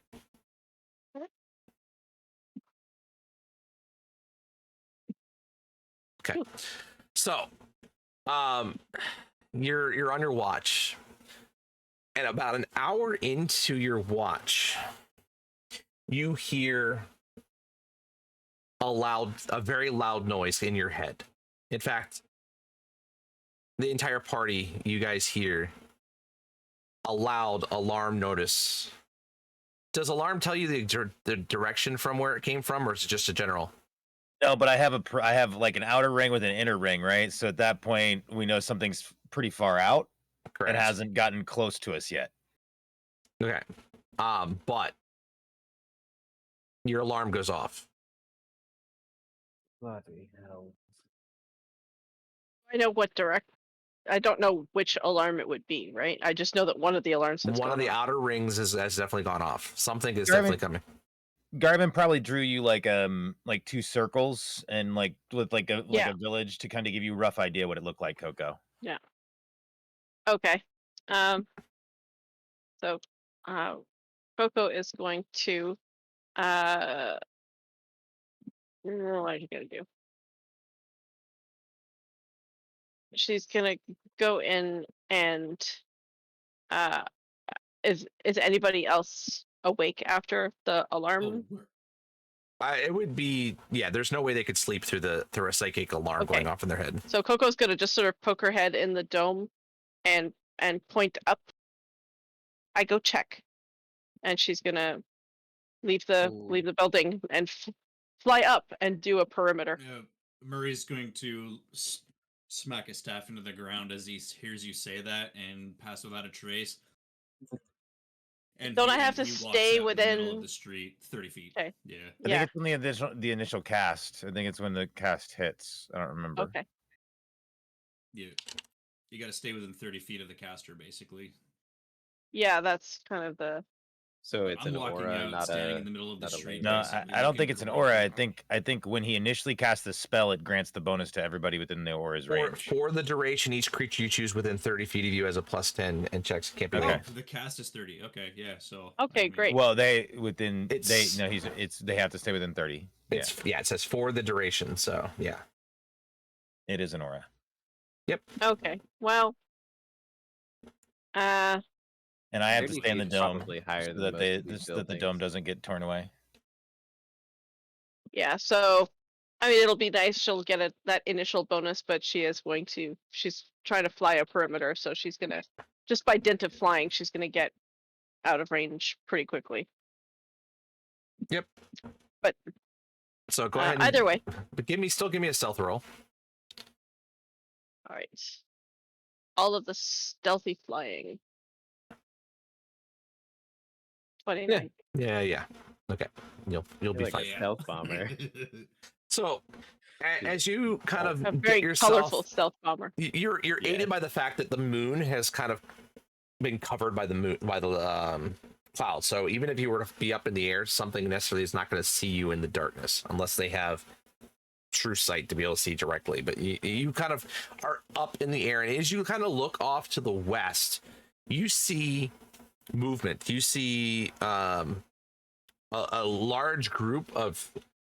You see a number of them shambling forward in the kind of the lead, and you see a few other ones that are thin and lean. And you think you see zombies and skeletons, so to speak. Okay. Any of the large stabby ones that No. nearly killed Adrin? A bad Adrian. But you do see kind of in between and standing kind of in a back row. So they're kind of standing in a complement. They've got 2 rows of the zombies and then 2 rows of these these skeletons, but in between them, there's a hooded figure, and they're heading straight towards the village. Okay. Coco's gonna book it back to her friends. What's up? Necromancer, zombies and skeletons. Right. I got a Looks grin on just my like face. Coming from west. Ambush. Sweet.